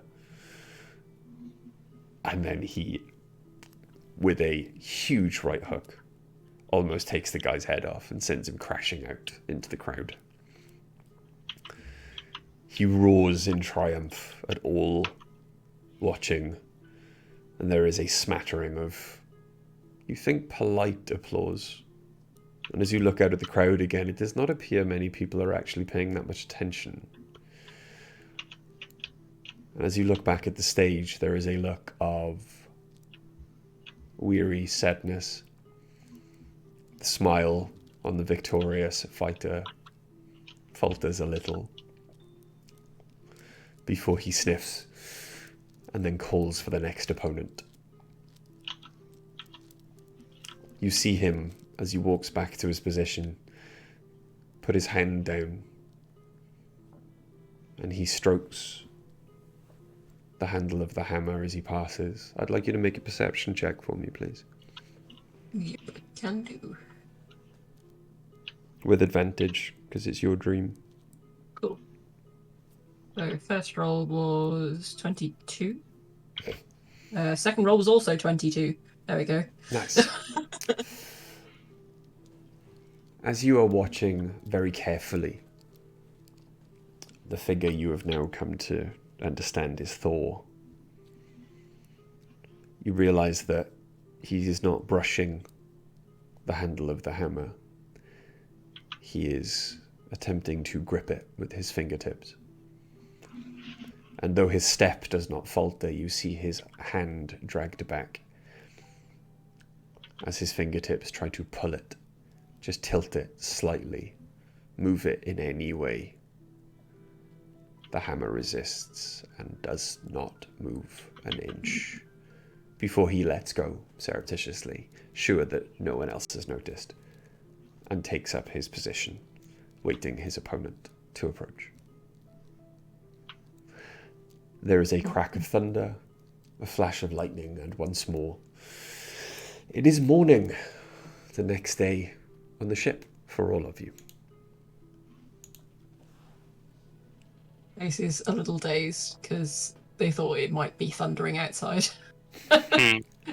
It is, in fact, a beautiful, cloudless day, which from below might look strange now, as there is one small, very fast-moving cloud making its way in a straight line against the wind across the sky. Not sus at all. Subtle Perfectly camouflage. So subtle. It's a nimbus. Perfectly fine. Everything's Quill, I take it you begin reading? I do indeed. Okay. Straight into those pages. Oriana, breakfast and concentrating on the skull. Skull. Yep. Dice, working with the wings. correct. Ace, making sure no one eats too much and everyone's fit. Yeah, making sure everyone's fed and fit, and also a little time for some meditation on that dream. Okay.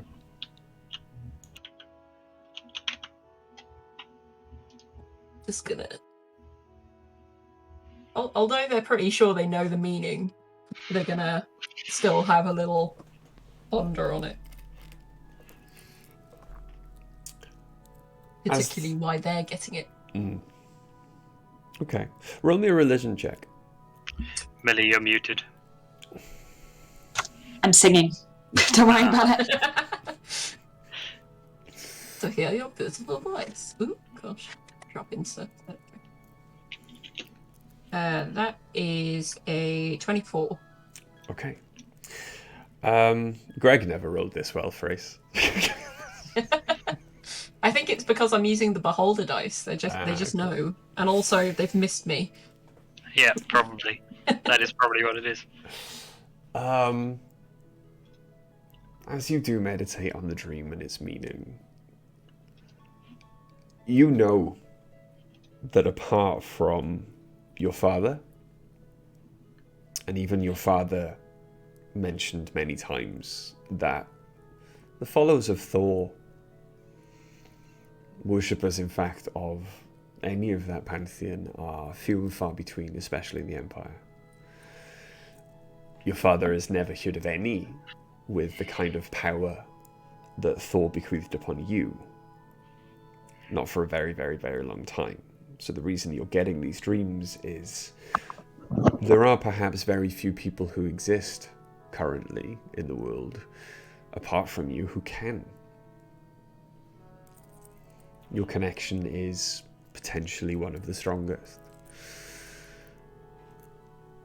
The reason that the hammer didn't move. You've heard many stories of how boisterous Thor was. In some, how stupid he was. In some, his quiet cunning. It's been a long time since those stories were told. Since the actions that took place in them originated. It has been a long time since Thor did anything that anyone's heard of that would have made him worthy of being a god. Worthy of his title, his responsibilities, his position. You would imagine that if he had ignored those responsibilities, if he had given up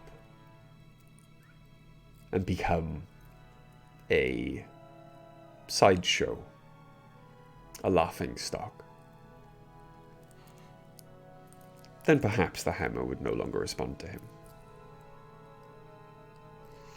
However, you do remember from the lessons on religion that you had in Nidum as well, that a lot of the symbols carved into the auditorium that you saw Thor in were Grecian in origin. He does not appear to have moved.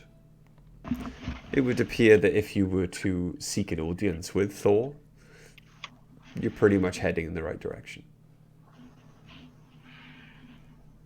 Affected as much. It has come to about mid-morning then, all of your work being done, that Aurelia, sensing through you, Dice, where on the map you were going to, comes across, again, your psychic link. We are approaching where you have told me to head, Dice. Excellent. Now we just need to find the right vineyard. Would you like me to descend? Yes, I guess. Although a cloud descending is going to look quite suspicious, don't you think? Then I will reveal the ship. Guys? That also Super. sounds quite suspicious. Do we have any other form of cloaking? Actually, we could leave the ship. Oh no, you need to land at some point anyway. If you, I was going to say we've got a rock. perhaps you should look outside. I look outside. Outside. Okay, roll me a perception check. Oh, great. I'd love to roll one perception check. 18. Not bad. Not so good, 12. 5. Is that even my perception score? Hang on, I'm guessing. 18. 19! It's gone up by 1! Hey! My pluses are great now, mine. Anyway. As you look out then, and scout the horizon in front of you, the land below you, lit up in the sun as it is beautiful. Rolling hills, you can see off to the left, far off in the distance, towering mountains that go out of sight up and above and into the clouds. You can see off in the distance up ahead, and it is very obvious which of the fields below you, even from this distance, are being used as vineyards. You can see off in the distance a small town, above which there seems to be... At first, at this distance, you believe there are large birds circling, until you concentrate and realize, as more detail begins to take form, as you move forward, there are other airships. Not... Maybe not so conspicuous then. They're not built for war, but they are very familiar to you. They seem to be more of the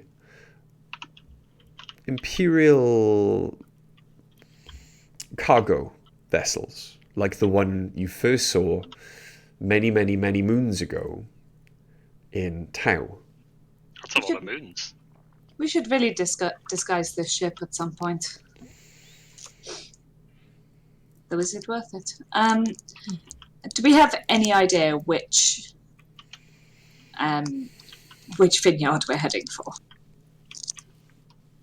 Okay, I guess we just descend and fly over the top of the vineyards and try and work out which one is the right one by the number of humans milling around inside it. Do you want me to just go have a look? Sounds like a sensible approach. Your flight speed's pretty fast, yeah, that's good. Oh wait, is it faster than the airship? No, What speed are we? Probably I'm not. definitely not faster than the airship.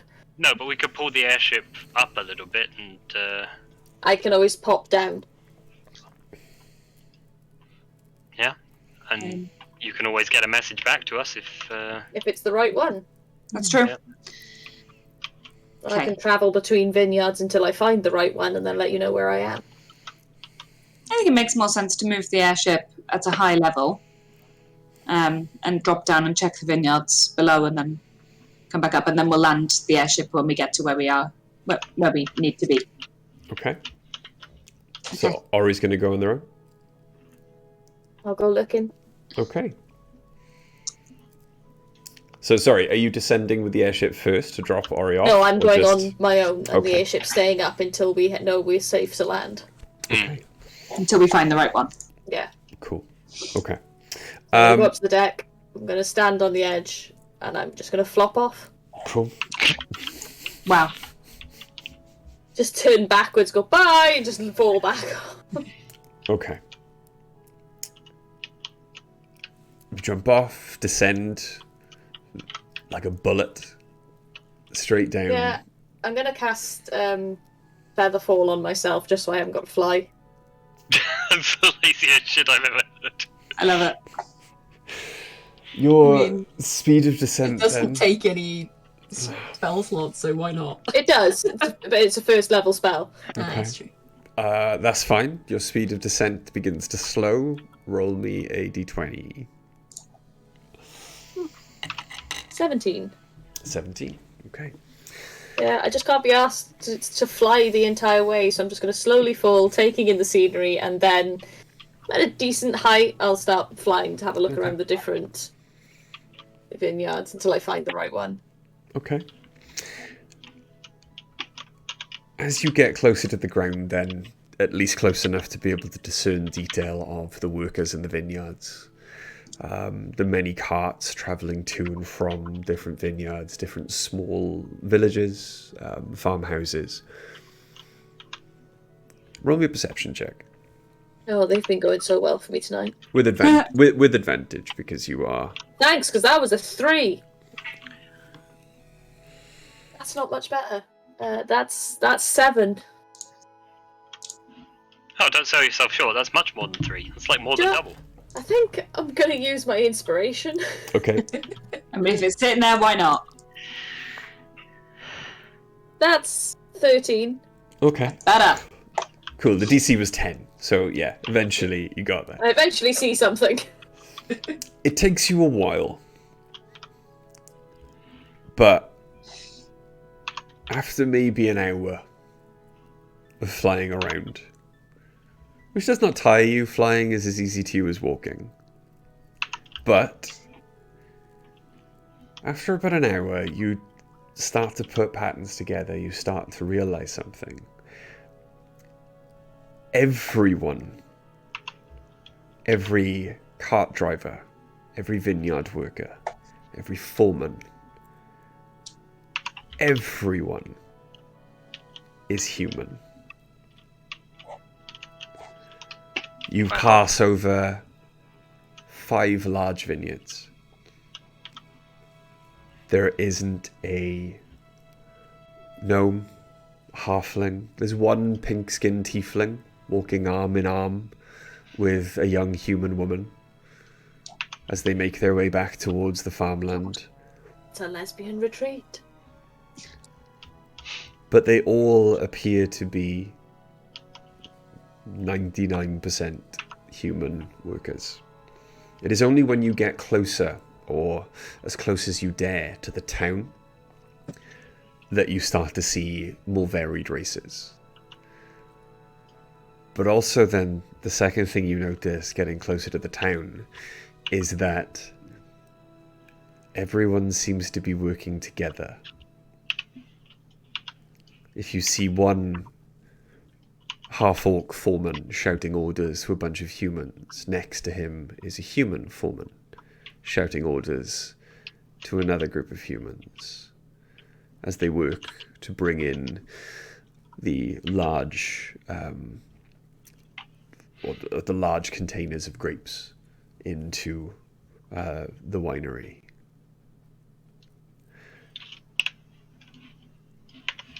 It appears to be a predominantly human settlement.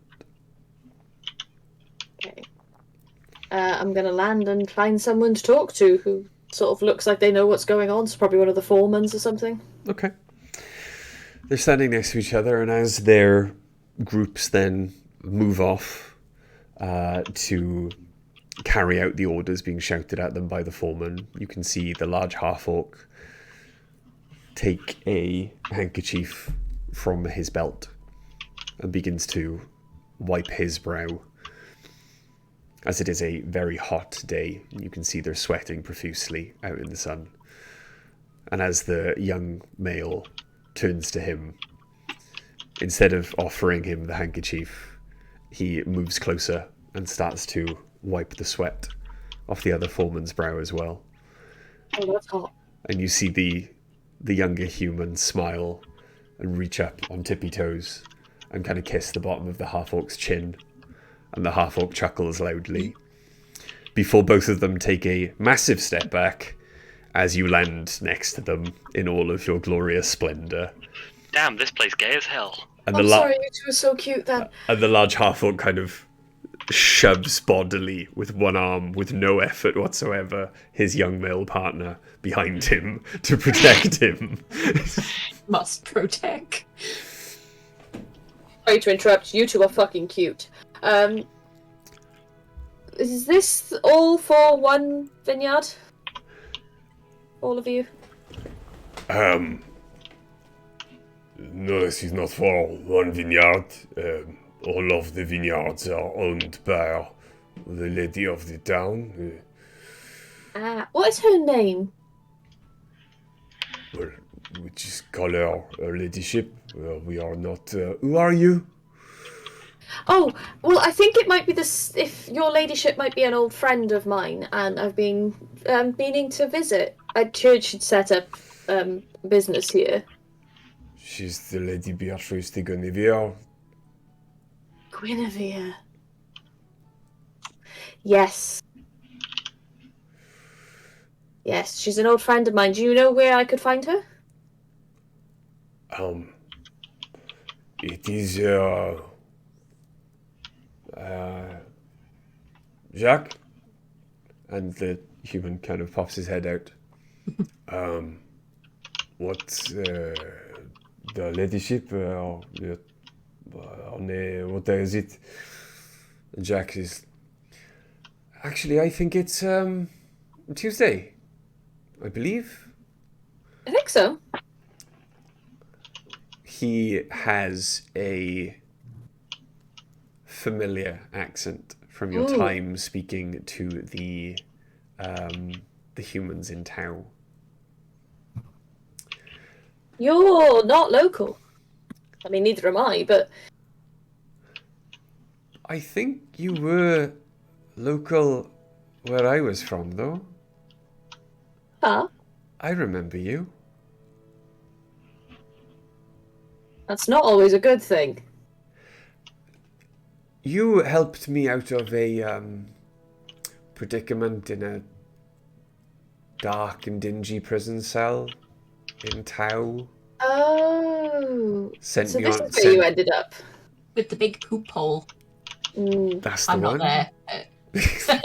I remember the one. I just This had a memory then. this is where I ended up.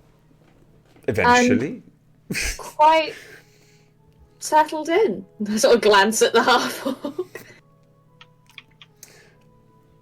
Well, I worked for him, and then he saw my finer qualities, and when her ladyship arrived and freed us all, it wasn't so much of an issue for us to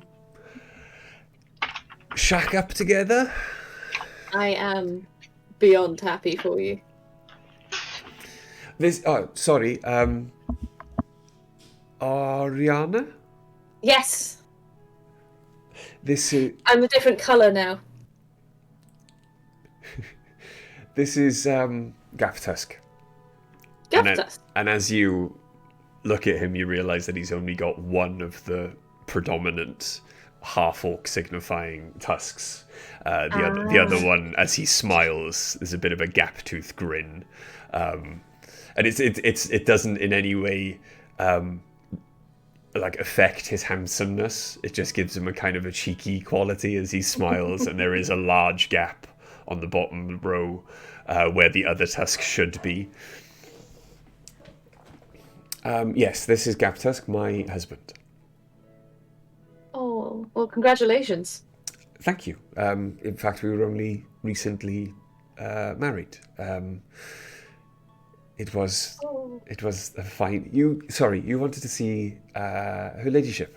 Her ladyship, yes, and I will hopefully get to talk to you again later as well. Thinking about it now, I'm not surprised you wanted to see her ladyship. I am now putting two and two together, and I think I've worked out who the subject of the large painting of the attractive female demon woman is. He's put two and two together and come up with 69.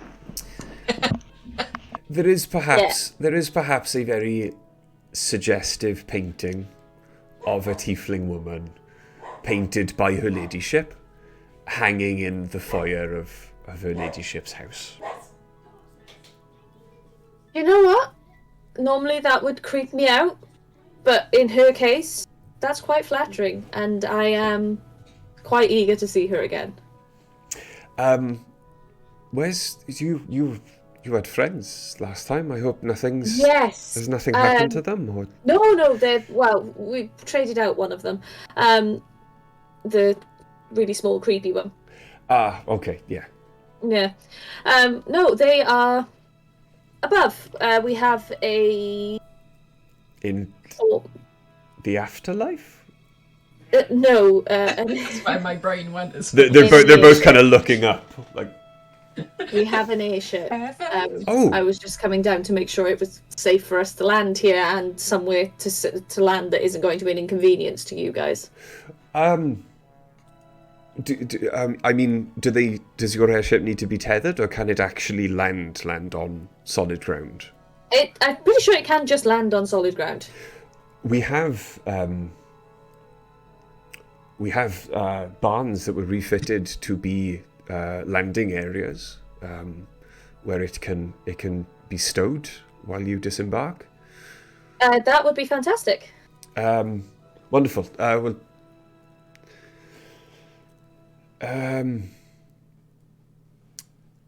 There are circles of barns. If you go back up or let them know to head to the one that you see coloured smoke coming from. Coloured smoke. Okay. I don't need to go up to them. I've got a way of letting them know. Okay. But coloured. I quickly send a sending to Dice that's just like land with in a circle of barns with coloured smoke. Which I will promptly pass on to Aurelia. He's going to take out two brightly coloured flags with different wavy patterns on them. They're both blue, red, and white. And he starts to do a very simple form of semaphore in front of you, staring up at a rooftop nearby. And you do see a small human child standing on the roof, very sure-footed, even though they're about 2 stories up, respond in kind very quickly, and then turn and do semaphore again. And off in the distance, over the roofs of some of these buildings, you can see, maybe 2 blocks away, wisps of coloured smoke do spring up from the roof of a barn and begin to thicken, and there's red and blue smoke going up into the air. Perfect, thank you. Could you tell me where her ladyship is? She's in the central house. It's her, I suppose, mansion, but she had it refitted that the bottom floor is a kind of open house to everyone. Each of the facing, I suppose, doorways, north, east, west, south, are open. It's only the upper floors that we're not allowed on. It's more a communal hall now, where anyone, regardless of how well they're doing, can be assured of a hearty meal. She is cloistered in her quarters at the moment. We have had a visit. Are you... And he kind of comes a bit closer to you. Are you still on the same terms with the elves as you were previously? Yes. Good. Some elves from In fact, it might be a bit worse. some elves from a nearby township turned up maybe yesterday evening. They looked a bit worse for wear, almost as if they'd walked here. They sounded local, but they were very... They looked like they'd been sleeping rough. Normally we wouldn't give shelter unless obviously an invitation had been extended. The ladyship is very, very strict on this, but when they were found by children, they were strangely polite. So they were directed to her ladyship, and they've been cloistered in her quarters with her ever since. Okay. But I mean, I can show you to the house if we want to pass by the barn to pick up your friends on the way, or... If you could just point me to the house, and if you could grab my friends and tell them where to go, or bring them up, I'd like to really get going to see her. Yes, well, it's literally in the centre of the town. If you go any points down, like there's a main thoroughfare I'll just going take off. straight into the Thank centre you. of the town. And as you look down this long, long road, it's very uniform. It seems that the town has been built up around this central mansion, which you think could have been a quite prominent farmhouse of a very wealthy vineyard owner, because you can see it off in the distance, and it is a good 4 stories tall. It is taller than any other building around it, but it seems that all of these buildings are much newer in their construction than the one you are now walking towards. Her ladyship has been very, very industrious since she's arrived in the south. But yes, you guys hear Ori's message. You see the coloured smoke. You begin your descent. Are my wings fully fitted now, Bri? Not yet. It's not going to be until the end of today. At least one more day, I did say. No, you did, One but day then you more. said that I was going to spend the morning looking at them, so I assumed I had. Oh no, you have. You absolutely have spent the morning. But you need another, when I say a day, like a full day. 24 hours. Oh no, that's fine.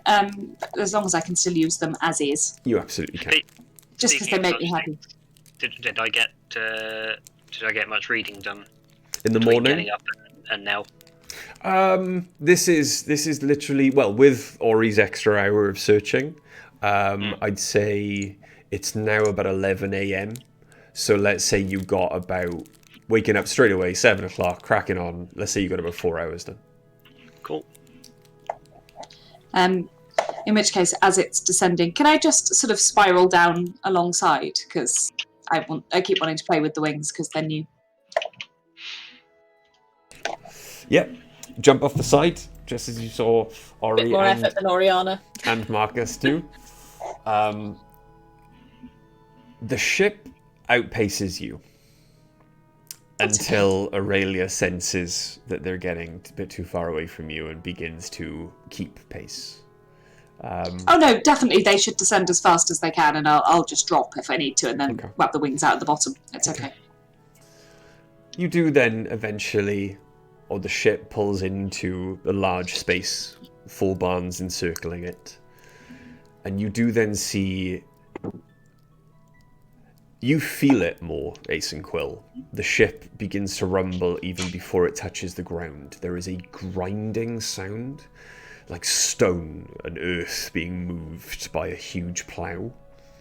And it's loud, and the louder it gets, the more the ship shudders. Dice, as you circle and spiral and watch, you see stone legs. As the magical circle that is spiraling around the ship that normally keeps it aloft it turns, and instead of being horizontal or vertical, it becomes horizontal, and you see it start to pick up the dust from the ground below it, until you land next to the ship and notice 4 huge stone clawed feet have grown out of the hull of the ship and settled it very comfortably on the ground below it. I'd like to message Aurelia. Basically, it put landing gear down. Yeah, I just want to message Aurelia and go, your legs look really funny. They do have a very draconic look, as if 4 large dragon legs with feet of just... It's like a clawfoot bath. But Yeah. It's a ship. But it's a big ship. A ship. Yeah. I love it. A gangplank automatically extends down to the floor below. Okay. I'll land. Okay. As you are all regaining your land legs, Oriana, you make your way towards the largest house in the center of the city, or the center of the small town. The closer you get, the more it looms above you, until you realize the bottom floor is the tallest of all of the floors, from ceiling to the next floor above. From floor to ceiling, the next floor above is maybe 30, 40 feet. All of the sides of the bottom floor of the house have either been removed, or you can see there are like partitions, beautiful lattice work made out of wood and vines, and you can see honeysuckle growing all around it. The closer you get, the more sweet the smell. But all of the sides of the buildings facing north, south, east, west, where there would be doors, are open. You see human guards standing there, and it is strange to see humans in full armor. Wow. And as you notice them, you notice everyone else walking around you. Everyone paying polite attention to you. No one stares in the fashion you've become accustomed to in the city. There is a polite fascination in your form and your wings. But you also notice them and the guards. Not one of them is wearing a cuff, a collar, no symbol of slavery. As the guards then notice you do not appear to be armed, you are not approaching with aggression. They do not cross their swords in front of you. As you see, many people are wandering in and out. Almost as if it's the easiest shortcut from the north part of the road to the south part of the road. They just wander through this beautiful structure. I'll head inside and see if I can find a way up to the next floor. Okay. As you get inside then, on all 4, it's almost like a cross-shaped building. In all 4 of the arms of the cross, there are large tables on which are bottles and bottles of wine and cups. All of the bottles are stoppered, and you can see as people pass, they are checking out the bottles on which are written labels. And as you glance at them, you can see some are from a recent harvest, some are from the last harvest, and you can see some people, and they're just gathering a friend who perhaps hasn't had a chance to taste them yet, and they pour a small amount into 2 glasses, and you can see lots of people having the same interaction with these bottles, and there's many bunches of grapes and bowls, and people, even as they wander through from one part of the town to the other, are just taking a grape and popping it in their mouth and carrying on with their day. It is a sense of community that you have not felt, at least this strongly, since Nidum. This is nice. But as you get into the centre, where there is a roaring fire to keep at least some people warm in the shade given by this building, as you can feel a cold breeze sweeping in east to west, there are stairs, grand stairs in each of the 4 corners of this central area, leading up to the next floor. I'm gonna head upstairs. At the bottom of each of these staircases, there are guards, and as you approach one of the staircases, this time they do cross their halberds in front of you. I was hoping I could visit her ladyship. What is your business with her ladyship? Who can I say is calling? Tell her it's Oriana Deverak. And how are you acquainted with our ladyship? An old friend. An old friend from Jalem? From Albion? From Portal. And even as one of the guards is questioning you, you can see the other guard like tapping him on his shoulder. And as the guard questioning you ignores him, the tapping gets more insistent. Before the other guard goes, "Excusez-moi, mademoiselle." What? And the guard doing the tapping stops tapping him and kind of points up. And as you turn, one of the walls, there's a balcony between all of the staircases, and one of the walls on the next floor, there is a large painting of what looks like a strip mine. So an open mine in the background. There is a green energy kind of glowing from down in the mine. And it does almost pulse as if the painting is alive. But there, standing in the foreground, is a beautiful and very flattering rendition of you. Oh. Wow. And you stand there in all of your glory, but while some might say it's seductive, as you look at it, there is a sense of power. As if you stand there in all of your glory, giving a big fuck you to everything that is going on in the background. Would you say that it's about pride? Yeah. It's about power? Mm-hmm. I stay hungry and I do devour. Well, yeah, you are eating for 2. Yeah. And I'll you flip can back to the guards and just like, hi. And as you see the guard kind of look at you, and then Double take. What? Un moment, madame, please. And he rushes up the stairs, clank, clank, clank, clank, clank, clank, clank. And the other guard kind of, like, he bows a little bit to you and stands Oh, don't do like, that. "Sorry, madame, you are quite a celebrity in these parts. Oh, This is just like Janetown. it's all because I fucked a desperate housewife. No, Janetown. It is Janetown. It's Janetown. This is Orianaville. Yeah. Sorry. Wow.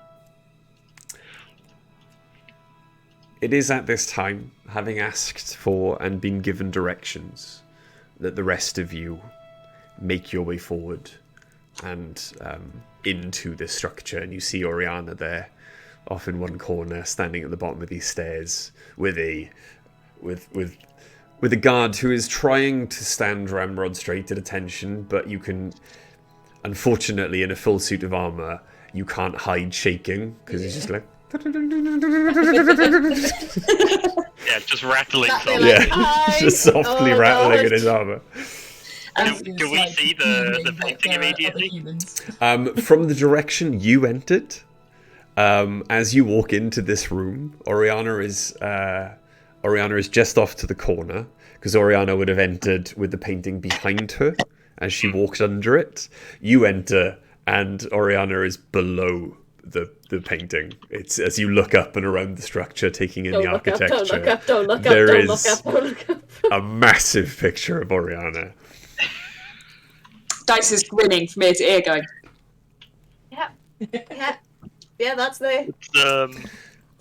As you look up, Oriana, Does that look like anyone we know, Dice? nah. Oriana, as you look up and try and take your look at it again and try and look anywhere else but at the painting, you see the painting above where they entered.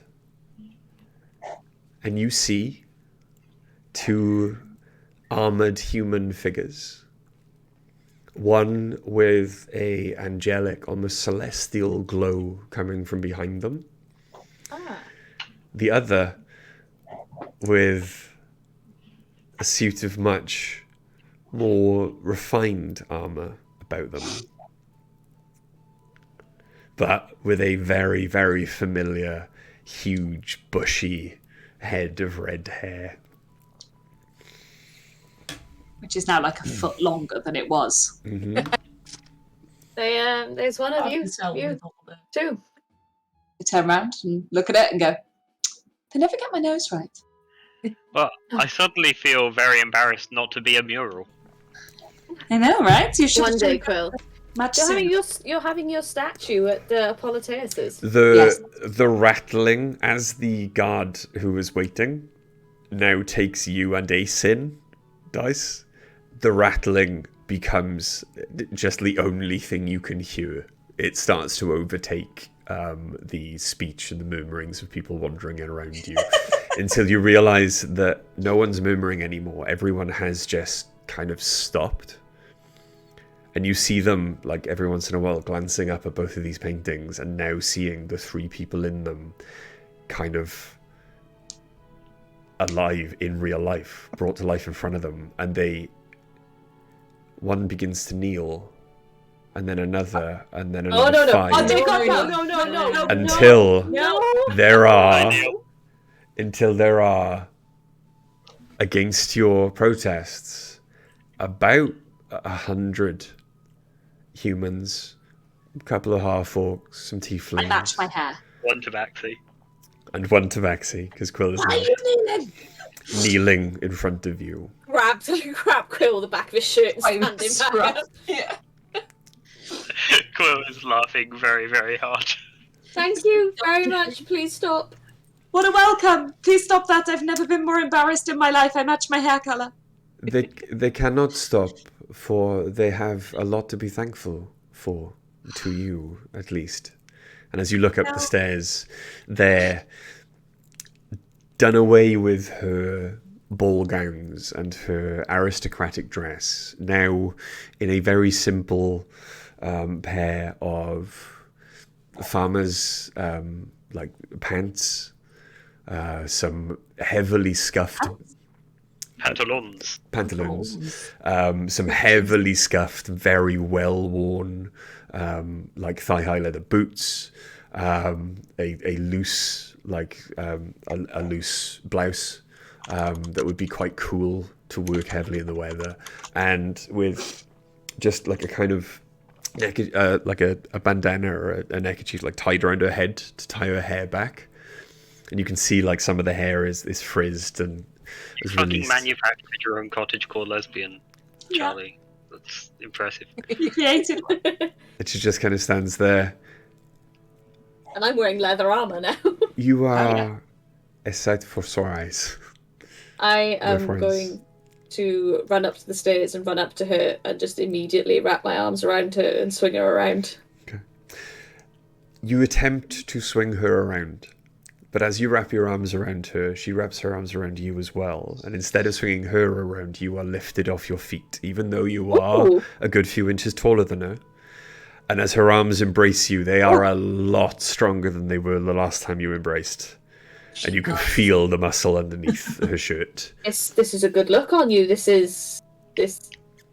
Yeah. I have discovered the benefit of hard work. It's paid off. You realise, as a greeting, this is horrifying. I have never been...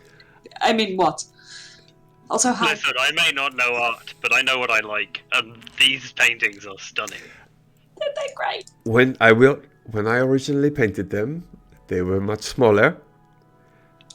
A mage who now abides here made them larger, and the people decided this is where all they should be.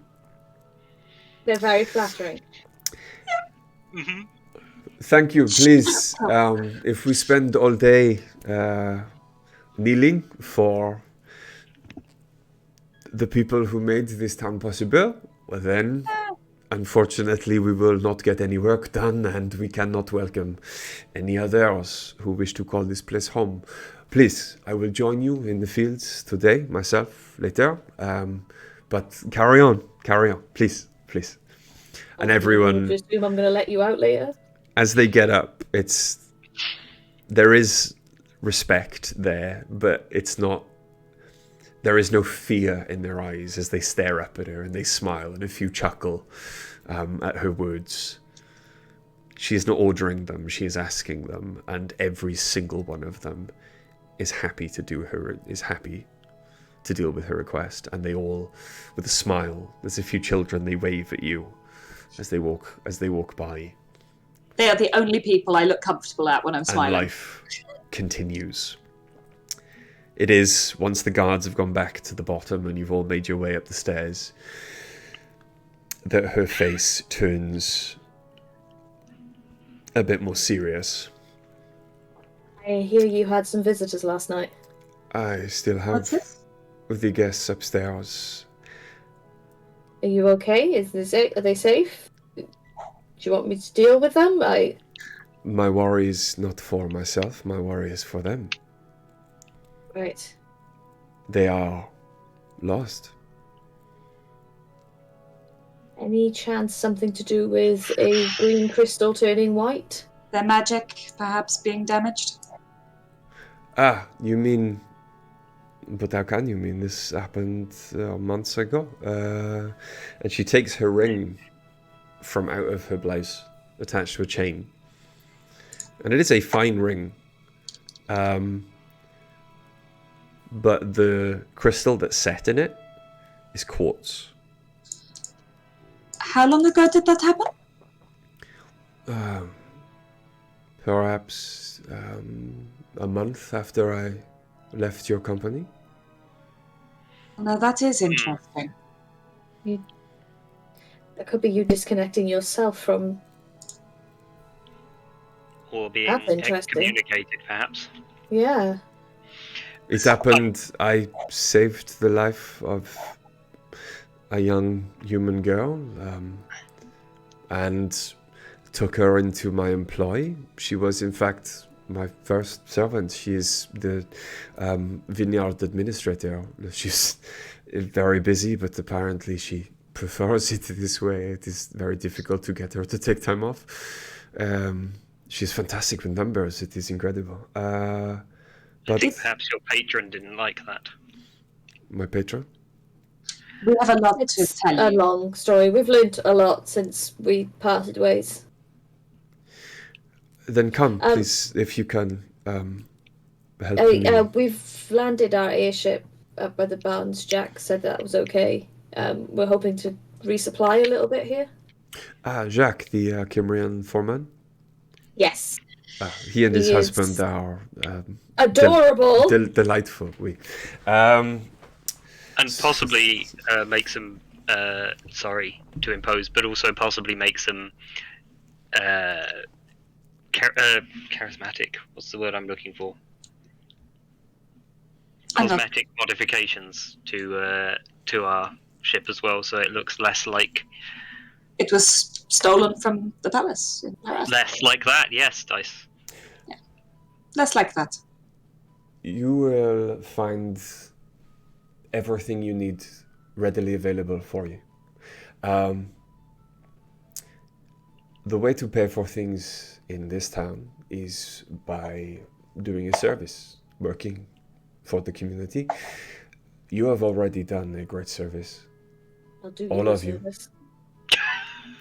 And she... Sorry! I just looked at it really quietly, not really meaning to say it out loud, but it slips out. You can, as she pauses and doesn't acknowledge what you said, but you can see her long elven ears. I haven't let go of her, by the way. This entire time I've been stood with my hands on her. You can see her long elven ears have started to turn really red. Like, you can see the heat crawling up them. And she smiles. You have all done a great service for the people of this town already, even though they have only just met you. We can accommodate your cosmetic modifications to your airship. On that note, this is Quill. Oh, Oh, yeah. Sorry, you haven't met them. Well, this is... Quill bows extremely low. Please, no, we do not do that here. Please. They just did? I decide to whom I give obeisance, and I think here it is richly deserved. I keep My asking name is them. Eleanor Sutherquill of the Fragrant Peaks clan. I believe that we are Oh, rivals and enemies. you It's a bring pleasure to meet you. you bring a competitor into my home. Yeah, but only the best ones. I mean, there was a choice between this one and the small, scary, wrapped in robes one who actually has left us. It is then, I suppose, serendipity. How so? What my other guest? Other guests? Oui, You don't have other members of my family here. oui. Oh, crap. Who? She has come to discuss a possible partnership in at least cargo and trading lines on her way back to Paris. I presume that, that this isn't someone of high status in the family. This is something that's been entrusted to a flunky, Perhaps a cousin. a gopher, some ne'er-do-well cousin. What's your aunt's name, Quill? I have forgotten that. It's in my. It's okay, I've forgotten my parents' name again, if that makes you feel any better. Knife held aloft Mm-hmm. is her name. Knife. She probably goes by. It's Auntie Knife, isn't it? Oui. Oh, shit. Excellent. I've been parted from her for far too long, and She's currently out overseeing our operation, but she will return for, I believe, midday meal very soon. my heart sings that I will soon be reunited with my dearest aunt. Please come and Dice see is fully pulling this face. these elves. If you have any answers, I would very much appreciate it. We very possibly do. They might not like them, I'm afraid. Okay. You make your way into her living quarters. They are definitely not as opulent as the last living quarters you saw her staying in, Oriana. Even in what would be a backwater provincial mining town such as Porthtal, obviously her quarters arranged by the Duke were very, very ostentatious. This upstairs looks very similar to downstairs. It is all natural and exposed wood. Windows, as many windows as can possibly fit without corrupting the structural integrity of the building, just to allow so much natural light in at all times of the day. It is, and you can see there are many, many sitting areas. All of the chairs seem to be very close together, but also like large, comfortable sofas. So you can constantly engage in close, companionable conversation. And she takes you over to one darker corner where the shutters have been closed. And as you get there, there is an elven couple, a man and a woman. And from first glance, they look terrified. They get even more scared when they clock Dice and Ace, until the woman rushes forward as you get close, and she falls down on her knees and she is crying her eyes out, and she holds Dice's hands or grasps at them and just starts wailing in Shalem at you. I am so sorry. I am so sorry. I am so sorry. I respond in the same language and go, "What on earth are you sorry for? We haven't met."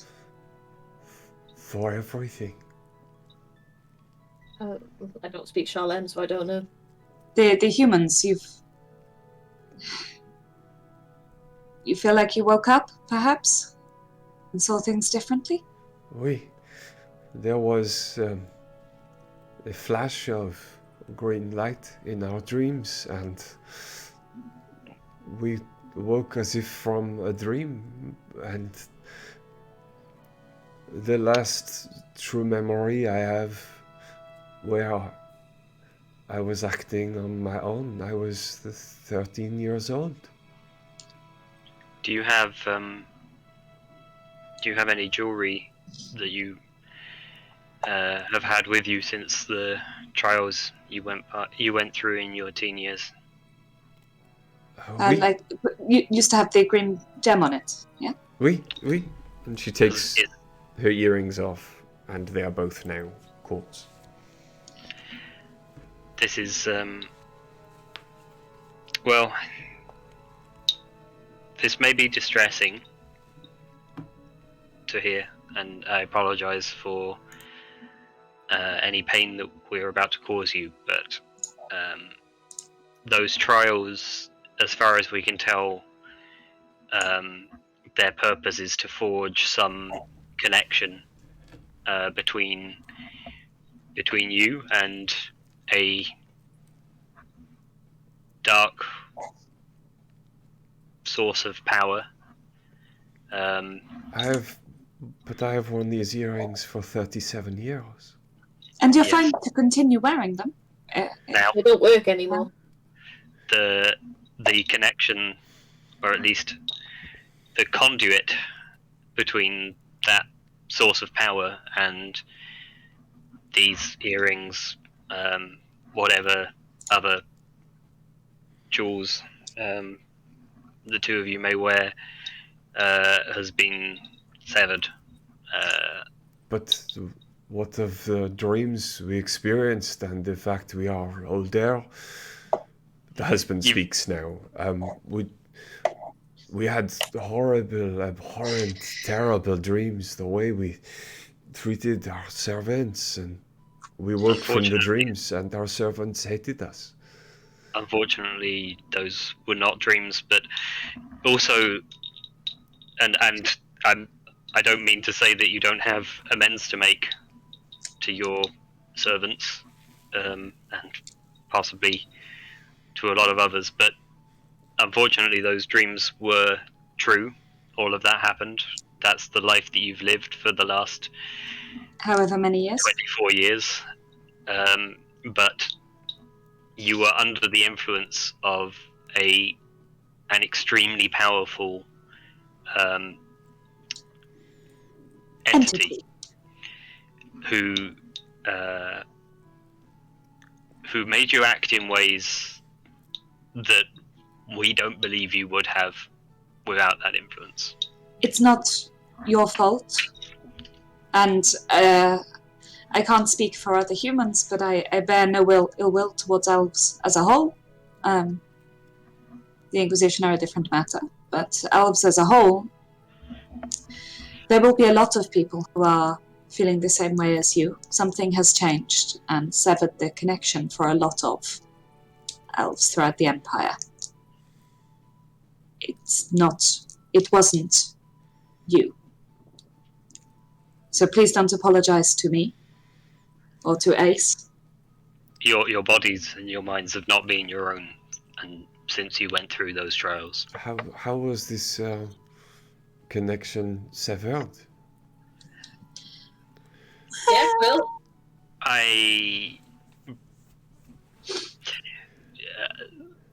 Yes, Brooke's the main thing. Yes, a nephew.